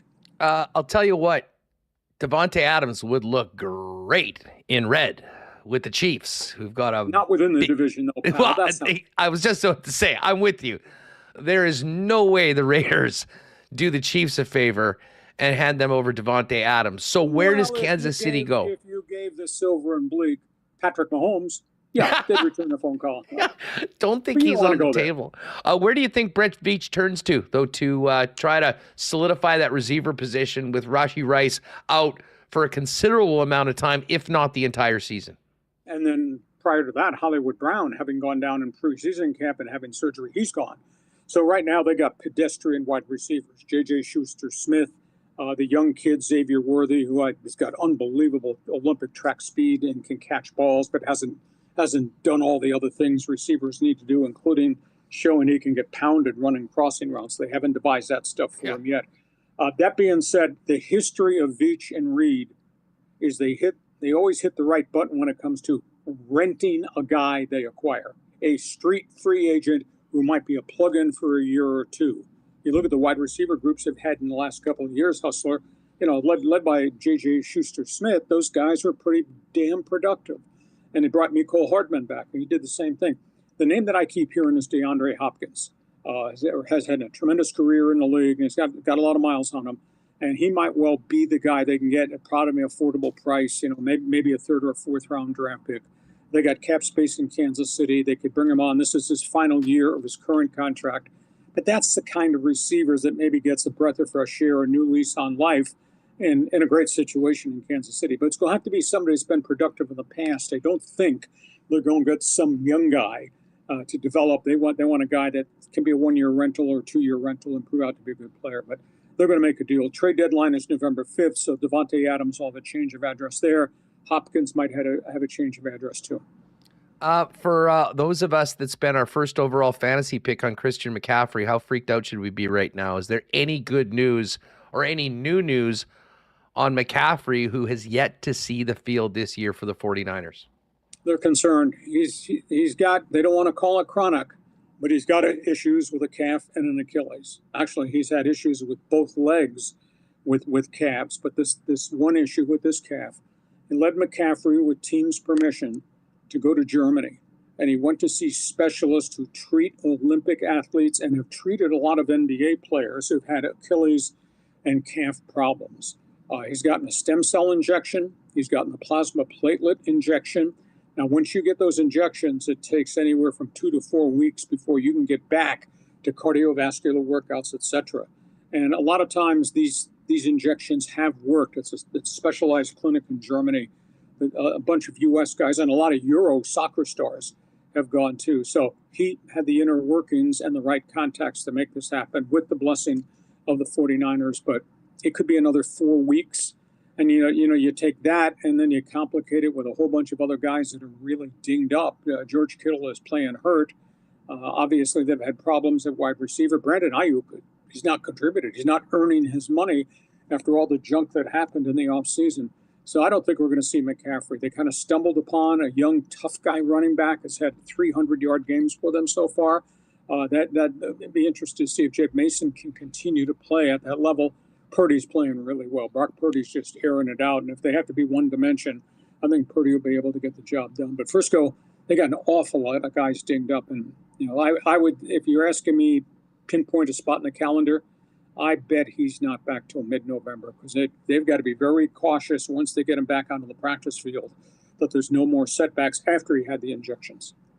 By the way, folks, Marbles is open, exclamation mark Marbles in the chat. We'll get to that in a few minutes after we hit the Coolbet lines. Lee, before we finish up, we got some really interesting games this weekend. Starting off with our guy, Sammy Darts and the undefeated Minnesota Vikings going across to London to take on the New York Jets. How about those Vikings, 4-0? How about my guy, Kevin O'Connell? He's from down here. He's even money to win Coach of the Year right now. And, I think it's a runaway right now, at least 4 games in. One of the great stories of the league. Yeah, bright light guy. And I was concerned because they've lost so many guys over the last 3 calendar years because of salary cap issues. And they lost Danielle Hunter, who went to the Houston Texans. They said, well, that's curtains on their defense. Their defense plays really hard. And obviously, McConnell, he's got the superstar wide receiver in Jefferson. Now, he's developed Addison in a year and a half, the kid out of USC. Holy cow. They're just getting the tight end Tanyan back. They're going to get the other tight end back within 2 weeks. And you got Darnold playing like Darnold has never, ever played in the NFL. Now, that being said, Darnold was a great quarterback at Southern Cal, but he went to the New York Jets. It was kind of like 3 Mile Island. When he got there was nobody left and nobody around, and he took a fierce pounding, and he just never grew as a quarterback. Well, he's surrounded by pretty good people now in Minnesota. So this is going to be fun. Sam Darnold, meet Aaron Rodgers. Rodgers, that's a team that's got a ton of distractions too. And, the Devontae Adams trade is one. The unhappiness of the young wide receiver, Garrett Wilson, who's really gifted. He might be going to the Raiders if it turns out to be a straight-up swap. But the Jets right now, and I think there's quarterback head coaching issues, and then as a damn New York media, which is going crazy. So there's a lot of distractions around Aaron Rodgers, and he's kind of created some of them himself. So I think Darnold and AR are going to be good. Buffalo goes to Houston. I'll tell you, Josh Allen's doing a really good job almost by himself. They don't have a running game. I don't think they've replaced Stephon Diggs. They're in on the Devontae Adams conversations, too. There's an argument, though, what kind of price tag they're willing to pay. Nobody wants to give up a number 2 draft pick for a 32-year-old wide receiver. And he's got $18 million a year for the next 3. How much cap space do you have in your checking account? But you got Buffalo going to Houston, and Houston plays with its hair on fire at home. C.J. Stroud. And the next star is Nico Collins at wide receiver, and they're 3 deep at wide receiver, and they're 2 deep at running back, and they play really rugged defense. So Buffalo could get punched in the mouth again in this game. Dallas, Pittsburgh, you got Dak Prescott with no defense. The defense is just shredded by injuries in Dallas. That's a problem. I'm not sure that I believe what I see with Justin Fields in Pittsburgh, but you see flashes and you say, maybe he's figured it out. You see flashes and you say, well, Pittsburgh's figured it out. His footwork and how to make him more a pocket guy than a scramble run for your life guy. But they don't have a lot of playmakers, and they're in the hunt for Devontae Adams. But Dallas, Pittsburgh, Dallas loses this game. Pittsburgh beats them up because of the Steelers defense. Dallas this season is in trouble. Somebody's going to be in trouble after the AFC North game, Baltimore at Cincinnati. You got Lamar and Derrick Henry are really cooking right now, and they've changed their offensive scheme. And they're running double tight ends and powering the football and say, hey, damn it, see if you can stop this running back. And Derrick Henry's gone for 150 and 199 in his last 2 games. And if Cincinnati loses, that means Joe Burrow's team is 1-4. And I think their playoff hopes are dead. Cleveland's got a bag full of trouble, led by Deshaun Watson, substandard performance, no running game right now. Both their tackles continue to be hurt. The Browns are just hexed by an awful lot of injuries. They got to go to Washington and play the kid quarterback. And I think Jaden Daniels is stunning everybody. You talk about honors, that might be rookie of the year right now. We're just 4 weeks into the season. I think the kid's got a quarterback rating of 115. 115.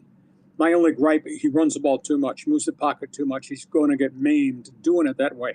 But he's not turned the football over. And Dan Quinn, he's got those guys believing, and those guys on offense believe in his kid quarterback, even though I don't think they got a ton of talent there. So Cleveland, Washington, Green Bay can end the Rams season. Poor Matthew Stafford, he can't do it all by himself.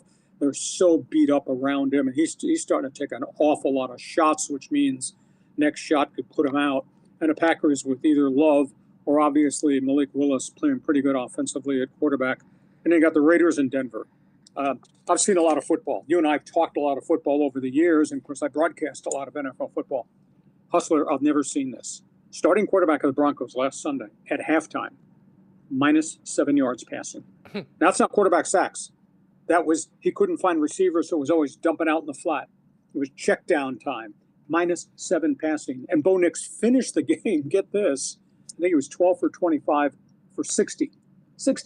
And they won. They won 10-9. They beat Aaron Rodgers and the Jets. So you got Bo Nix at home, where I think Denver is going to play pretty well, and a bunch of young players that really believe in the kid quarterbacks. So you have Bo Nix against your guy, Gardner Minshew, and team distraction, team dysfunction, the Raiders. So a lot of games to pay attention to, as I like to say, must-see TV on Sunday. Hey, Lee, I'm looking forward to it. We had a fun time jumping in on your program after ours yesterday. And I know folks can go to leehacksawhamilton.com and not only get everything going on around the NFL, but the Major League Baseball playoffs as well. The Mets with that, storybook ending to that series, Pete Alonso homer, and a big series down your way between the Padres and the Dodgers to make it to the NLCS. Wild card week has just been unbelievable. I mean, you think about who's not there. Baltimore, 1 run in 18 innings on vacation. Houston, which has had a great history in postseason. Gonzo. And then you look at what happened in Detroit. Who? Detroit, a decade since the playoffs. And Detroit, I think the last I checked, they were 35-15 since sometime in July. And you talk about a team that's just playing out of its mind. I don't think they understand where the hell they are, and maybe they'll wake up this weekend against Cleveland. It's going to be stunning. And here, the only thing they talk about out in the street is it's Saturday night yet. I mean, we can't wait for the Padres-Dodgers, because it's always been big brother LA, little guy San Diego, and now the Padres beat them 8 of the 13 times they played this season. Padres are totally healthy. The Padres, I think, are the most dangerous team in the playoffs, and that the world doesn't know about it. And they're going to find out on TV. And the Dodgers got the great offense and Ohtani, and this is a once-in-a-lifetime opportunity to see him, follow him, be on Zoom calls about him. But Dodgers have no pitching staff. I did a big column on my website, Hustler. Dodgers this season have used 38 pitchers. 38 pitchers. Dodgers went through 12 different starting pitchers. Dodgers, 7 pitchers, elbow, forearm surgery. All that, and they're still in first place. But postseason, it's a different venue because you're not playing the White Sox or the Pirates or the Rockies and Marlins. So San Diego, LA, 5 o'clock out here on the West Coast, Saturday, Sunday. Holy cow, town is just going crazy. It's a great time of year, and I know you've got it all there at LeeHacksawHamilton.com. And, of course, folks, subscribe to Hacksaw's YouTube channel as well. We'll send you over there after Winnipeg Sports Talk when he is live. Lee, have a great weekend. It's going to be a busy one.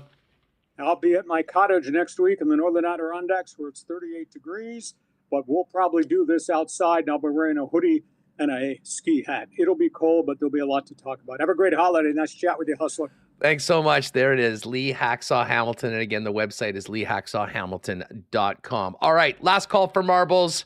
If you just popped in, if you came in a little late, put !marbles in the chat. We'll get you in there. Remis, if you want to give him a minute and then wrap that up and get locked and loaded for marbles, we'll transition over to the Coolbet lines. I will suggest that you check out today's lock shop over at Edmonton Sports Talk. I've been on red hot. What can I tell you? I'm not taking it for granted. Had the Mets last night, had the Falcons last night. So far, the best bets are 10-5-1 against the spread, which is great this year because it has been a bit of a graveyard. I will tell you, and we've got a couple of parlays up that we put together with the fellas. But I'm on the Vikes -2.5, Jags -2.5, Panthers +4, and Seattle -6.5. If you go to the exclusives, the Lock Shop Partner Parlay for the touchdowns is Chuba Hubbard, Derrick Henry, Josh Jacobs, and Kent Walker III. That is at 8-1. And we do have a parlay for the CFL games. 7-1 in the last 2 weeks. Thank you. Against the spread. I'm on the Bombers. Dusty was on Hamilton, so we hit the over 49.5 in that one tonight. BC -7.5 and Edmonton +2.5. There's also a combo card right at the top, left corner of the main page. And I love this one because this is the Bombers clinch the West parlay as well. Bombers to win, Elks to win. It's boosted up to +266. As far as the game goes for tonight, Bombers are down to 3.5-point favorites. Now might be the time to get in. This was 5 or 4.5 earlier this week, I should say. Bombers -182 on the money line. Ticats +150. Total for the game is 50. BC is 7-point favorites right now. That's gone down a half point. And the Elks 2-point favorites, 2-point home dogs to the Saskatchewan Roughriders. As far as Bombers tonight, touchdown scorer, Brady Oliveira -139 to get into the house. Kenny Lawler +115. Nick Dembski +135. Ontario Wilson +160 and Lucky Whitehead +150. Zach Collaros' passing totals today. Over under 272.5. And touchdowns over 1.5 for Zach, -114. Again, click on the game. All of your other options are there for you for the Coolbet lines tonight. And MLB postseason lines are up for the games tomorrow. Yankees are the biggest favorite at -200. Royals the biggest underdog at +170. Closest game is the one that we just talked to Hacksaw about. Padres and Dodgers. Dodgers -135. The series prices are out as well. Let's go over those. Cleveland minus 130 to advance. Detroit Tigers plus 105. The Yankees minus 222. The Royals, the team of destiny, plus 180. Phillies and Mets. Maybe the Mets might be the team of destiny after what we've seen. Mets plus 160 to win the series. Phillies minus 192. And the Dodgers and Padres. This is the closest one. Dodgers minus 152. Padres plus 125. Updated World Series odds. We got on the Padres at 12-1 before the playoffs. They're now 5-1. And the Royals, who were 30-1 last week, now 11-1. Yankees are the favorite at plus 325. The Dodgers plus 350. Phillies plus 450. Padres 5-1. Mets and Guardians 10-1. Tigers 10-1. And the Royals, everyone's sleeping on the Royals, plus 110. Check out the exclusives. We're going to add a ride with Huss parlay. We cashed that one last week, and the Lock Shop partner parlay is going to be up as well in the Coolbet combo cards right at the top. Oh, and we've also got the Lowther's legs. I always like that one. We've got Josh Carty over 6.5, Boswell and Aubrey over 6.5 in that Steelers and Cowboys game. Again, it's all up at Coolbet. Use the promo code WST on your first deposit for a 100% bonus up to $200 if you haven't played a Coolbet before. They actually also, for you wrestling fans, have some odds for the Bad Blood event on Saturday. And Yes. Save the date. Save the date. We've got the next Coolbet poker tourney with the Edmonton Sports Talk and Winnipeg Sports Talk crews in the Lock Shop, Tuesday, October 29th. So check that up. I see, Remis, you've got the Bad Blood odds up there. Okay, you can bet on the Bad Blood match. Who's going to bleed between CM Punk and Drew McIntyre? Okay, that's crazy. They're taking it to new levels. Yes, minus 200 for both to bleed. Only CM Punk bleeds plus 250. Only Drew plus 400. And neither is plus 275. Also a prop on whether Jimmy Uso will return. And also a prop on Tiffany Stratton cashing in the Money in the Bank briefcase as well, plus 300. I think I might jump on that one. I always like to get a little plus money action on a wrestling pay-per-view. Got to take it where you can. I'm just looking at these other, I guess, CM Punk and Drew McIntyre and Cody Rhodes and Roman Reigns versus I saw The Rock talking smack to Cody Rhodes, was it, on X? I'm not following. Is that sounds about right. That sounds he's dropping about right. F-bombs. Yeah, well, Rock has a pretty hard character now in wrestling. He hasn't been around, but he's on the board, so he will be back. And I think, in all likelihood, we're going to see The Rock and Roman at WrestleMania next year. So there you have it. A very busy time for sports bettors right now. And I just hope we can keep this heater rolling through another weekend. Don't forget that Vikings-Jets game is early, 8:30 a.m. from London on Sunday. I believe I see TSN advertising that it's on TSN Plus. Oh, what? But I think because we are in the Vikings viewing area. Yeah. I think their CBS affiliate, whoever does their games normally, should have it. But yes, if you don't have TSN Plus, you might be wondering where that Vikings game is. But that's one of the best games of the week. And I do like the Vikings to get to 5-0 and keep it rolling with that great defense and with Sammy Darts chucking it to Justin Jefferson. All right, man, it's been a great show. We've covered a lot of topics. It's just about officially the weekend, but it's not the weekend on Winnipeg Sports Talk until we do the world-famous marble race. Thanks again to Shipman Associates. We should have those new hoodies very soon. And we're playing for one right now, but you have to be subscribed to the channel. So make sure you've hit the red subscribe button on YouTube already and give a thumbs up as well. If you haven't done that already as well, we appreciate it. And we can't do a marble race without a little intro from the one and only Tristan Rivers Music. Let's fire that one up, Remo, and get going with the race. Let me just pick this on. Okay, I'm looking up this Vikings. You're right. It is on TSN Plus. Lame. What channel is it on in the States? Like it's streaming only? NFL Network. Oh, it's on NFL Network. Okay, but it is, you're right, when it is NFL Network nationally, but it is on Care 11, which I think is their NBC affiliate, which we do get here. Okay, so perfect. I wonder if the cable providers will put in something to black that out for us. Assuming they won't, but no, you never know. TSN. I mean, I don't think they're going to do that in this market. Because obviously elsewhere places are not going to get Care 11 and they won't have that game. Yeah. So it should be on. Care 11 used to get that to WDAZ from Devil's Lake, Grand Forks. You get Fox, Shout Rochester. out to Pat Sweeney, long time voice of sports in North Dakota. Gotta love those local affiliates that we've been getting here.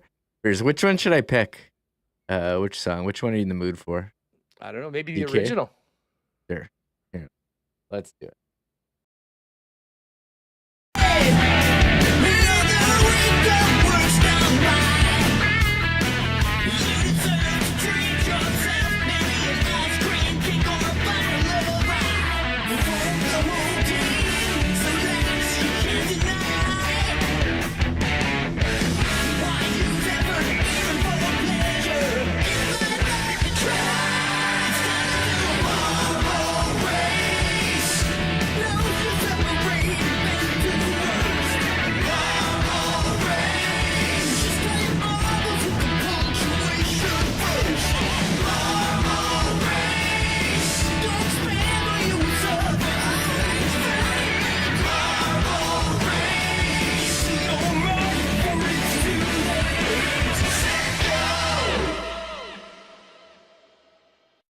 All right, marbles time on Winnipeg Sports Talk. The final preseason marble race of the year. Although they all count. Regular season for the Jets begins next week, and we'll be doing a marble race on the day of the home opener. Hey, just before we get in here, Remo, if you could please put me in the race in all caps. Happy birthday to Larry. Big 7-0 today in the chat. How about that? Big day for Larry. Maybe Larry's got that birthday swag coming into the marble race today. I guess we will see. But let's do it. How many marbles we have today, Reem? 221. Nicely done. 222. I'll close it right now. Perfect. Yep. Please do. The chat's been pretty lit today. Some great comments, some great fansfirst.ca fan feedback. And I'm like, I see iHeart Gaming. There was a time when we had Minnesota, North Dakota, and Michigan. I could easily do half an hour just talking about the American television personalities of our youth. I mean, I did drop Pat Sweeney, who I believe just recently retired.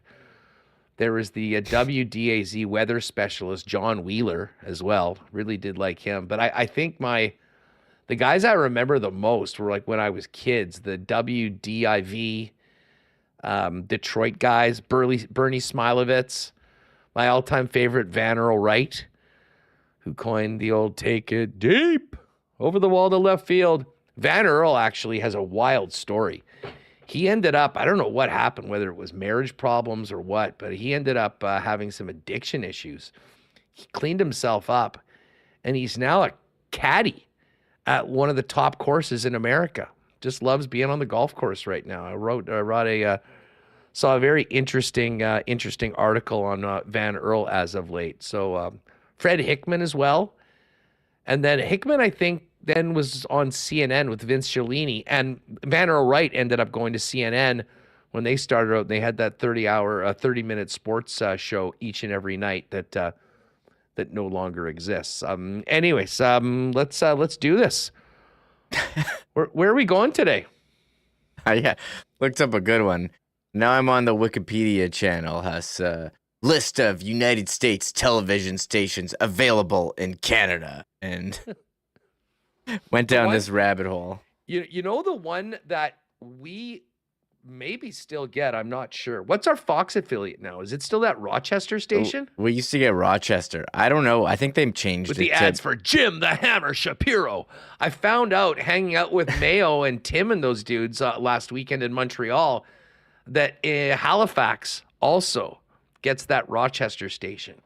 At one point, there was like a Spokane station too that was out there. I think that was maybe like the HD. Yeah, you get the time shift west one. So yeah, Spokane, and there would be a Seattle one too. I forget what. Como, is that it? Komo. You get that in BC. I forget. It'll be good. I see Isha Boy Bruce asking, did he miss any good stories about Huss and Feinberg in Montreal? Well, we'll have Jeff on maybe next week, and we can recap that. I'll tell you some of the stories in person if I see you at the Bomber game or something like that. Some things we probably will keep off of the air of the public airwaves, if you know what I mean. All right, let's go. Oh, I see we got Caitlin Laws doing a little curling on the tube. I guess that hockey game is done. What was the final? I assume New Jersey won because they were up 3-0 at last look. We got to go to October 4th. Huh. Oh, 4-1. There you have it. Jacob Markstrom, 30 saves. And the first star of the game, former Jet, Johnny Kovacevic, 1 goal, 1 assist in his debut with the Devils. Owen Power, the lone scorer for Buffalo. All right, Reem, what are we? How are we doing here? We're just listing off commercials now from the Fox Rochester. I saw Celino and Barnes reference. Even though you mentioned Jim the Hammer Shapiro. It's funny that you know that stuff that's so far away to get the TV. Anyways, the track that I picked today. God, I can't even read my own writing. Oh, we got a problem here, Huss. I got this great track. Champion Racing, I think it was. I can't even read my own writing. I'm screwed. Well, as long as you can get the track, then we're fine. Well, I put you in the race. Who else am I putting in? You in all caps? Yeah, put me in all caps. Is there anyone else we need to add this week? Oh, yeah, it was this one. Champions Record Race. I don't know. Who do you want me to put in? We got 223 in. I think we're good. We're good. I don't need to put any. Although we did have, I'm not going to put anyone in. People always want us to put in like Pete Rose. We did have a couple, him and Mutombo on the same day. That was very sad. 2 legends. No doubt. Dikembe Mutombo, everyone will always remember, one of the greatest legends of all time. Mutombo going into a bar while he was playing with the Atlanta Hawks, just walking onto the dance floor and just yelling, "Who wants to sex with Mutombo?" I saw an interview with Dan Levitard talking to Alonzo Mourning about that, and he just started laughing. You knew it was 100% true. He certainly did not deny it, but did not get into it anymore. That was, yeah. I remember those were pretty big on like Deadspin and the, God, like 20 years ago. Who wants to sex with Mutombo? One of the great lines. And of course the no. Anyway, I'll drop the marbles. The marbles here. Let me get it all set up. Long live the waving finger, as Bruce just mentioned. I remember Rick Ralph, actually, we had Mutombo on, and Rick asked him about that. And Mutombo said he got fined by the league a lot for doing that, which seems very tame. Asking who wants to sex with Mutombo? No, for doing the finger wag. Oh.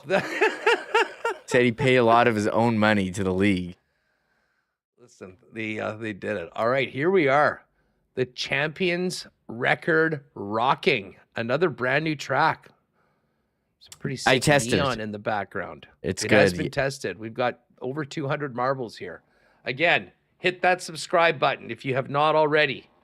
If not only to support the channel and your boys on Winnipeg Sports Talk, but also so you're eligible to win the Marbles winning hoodie from our friends at Shipman Associates. If you're waiting for one from the last couple of weeks and months, we should have them in the next 10 days or so, I would expect. But who the next winner will be, we will find out now. It is Friday, Let's drop the marbles on Winnipeg Sports Talk.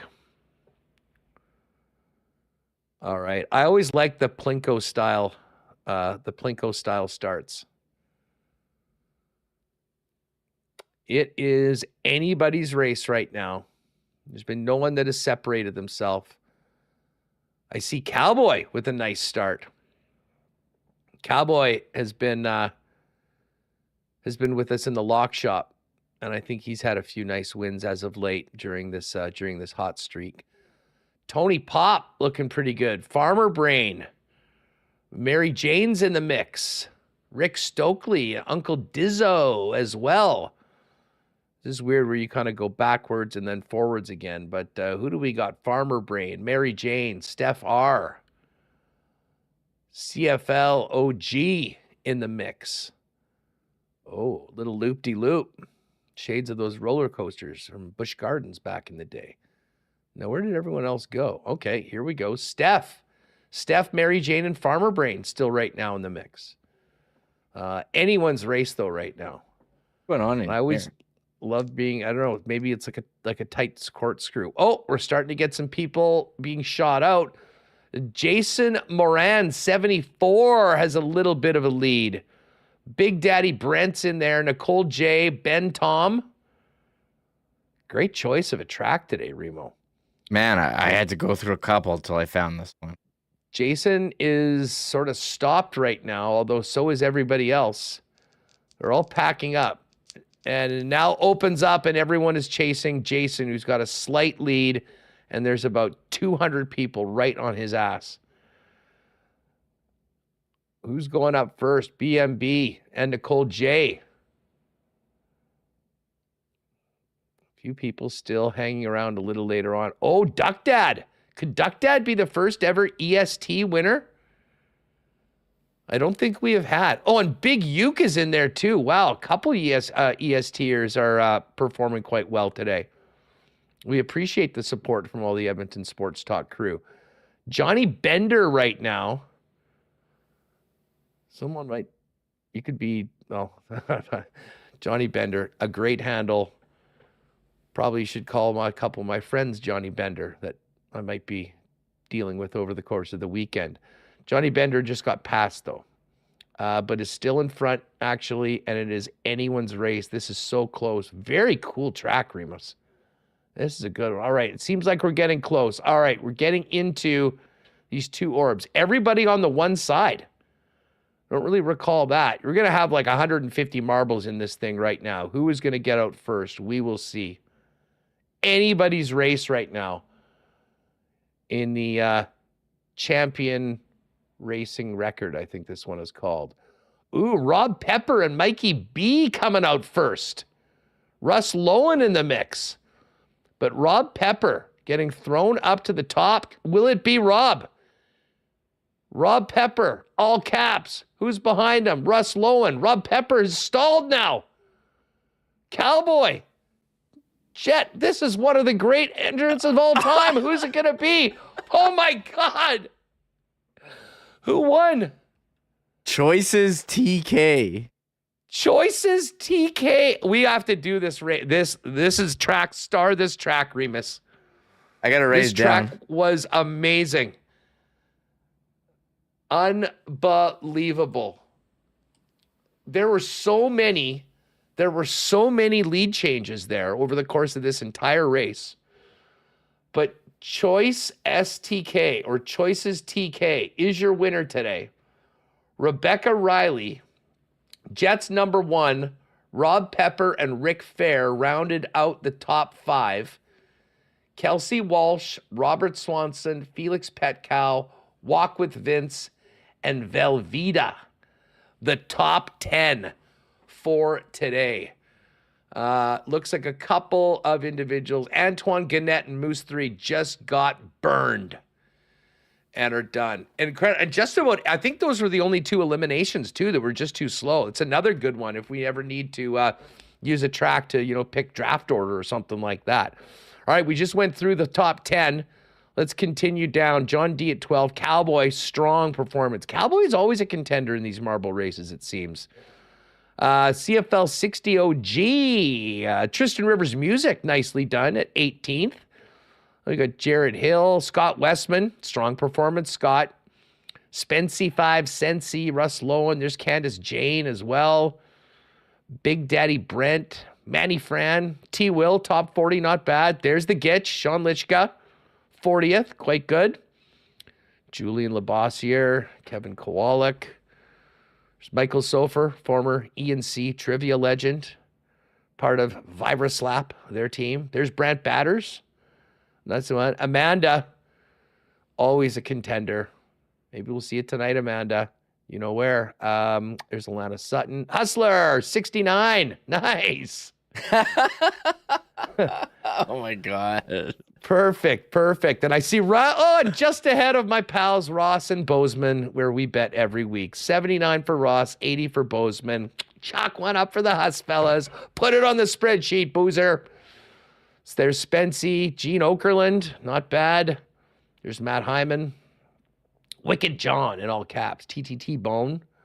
Mark, there's Kabilis, T. Konapali. Eagle Eyes. We're now continuing down. Todd Fertani. Good seeing you the other day, Todd. Jen Cool. What's up, Jen? Jen's always first at liking our Lock Shop shows. I always appreciate that. There's SK. Big Uke. You, Chaz, I don't know how you finished 146. You were like right there with about in the last 10% of the race. Tyson Ducharme. Hey, Honor. There's Drusman. Nicole J. Yin Vivian. Turd Ferguson. Les Thompson. Les, looking forward to seeing you at those games this year. Mike Wynn. Doesn't matter that he finished 186th in the marble race. He's still fired up about that big win last night for the Mets. And then, there was a few other, there was 8 total marbles that got bounced? So not too bad at all. Anyways, great race today, great track. Choices TK, send us an email at winnipegsportstalk@gmail.com. And as I say, we're going to arrange for a big drop-off or a pickup session when we get the new hoodies in for you and the few people that we do still owe one. Good week of shows. Short week, Remo. Now we're right in. This is going to be an awesome weekend. Bombers tonight. 4 baseball games tomorrow. College football. WWE fans will see bad blood. And then Sunday, football starting at 8:30 a.m., going right through till 11. But tonight, it's all about the blue. I wore the jersey today. I'm fired up for the game. And hopefully we can see the Bombers get one step closer to clinching the Western Division and booking that West Final for Winnipeg on the 9th of November. That's going to do it for us. Thanks again to all of our sponsors that make WST happen each and every day. All of you joining us live on YouTube for the marble race and the rest of the show, and everybody else joining us on the podcast. Tell a friend about Winnipeg Sports Talk. Make sure you subscribe to the channel. And if you're listening on podcast, pop by and check us out on YouTube at some point. We'll have Sunday Live with Connor and Liz and Jacob. I think it's Connor and Jacob on Sunday, 9 a.m. Sunday morning. Set your reminder and join our colleagues at 9 a.m. for that. And of course, Connor will have a WST week in review waiting for you in your podcast feed for Monday morning when you're on your way to work. So we've got some weekend content from Connor, Liz, Jacob coming up for you. And if you haven't already checked out their deep dive on Gabriel Velarde too, really enjoyed that. That is up on the YouTube channel right now if you missed it already. Go Bombers, go Bisons, and may all your bets be winners on Sunday for the National Football League. That's going to do it for us, folks. Great week. We will see you on Monday.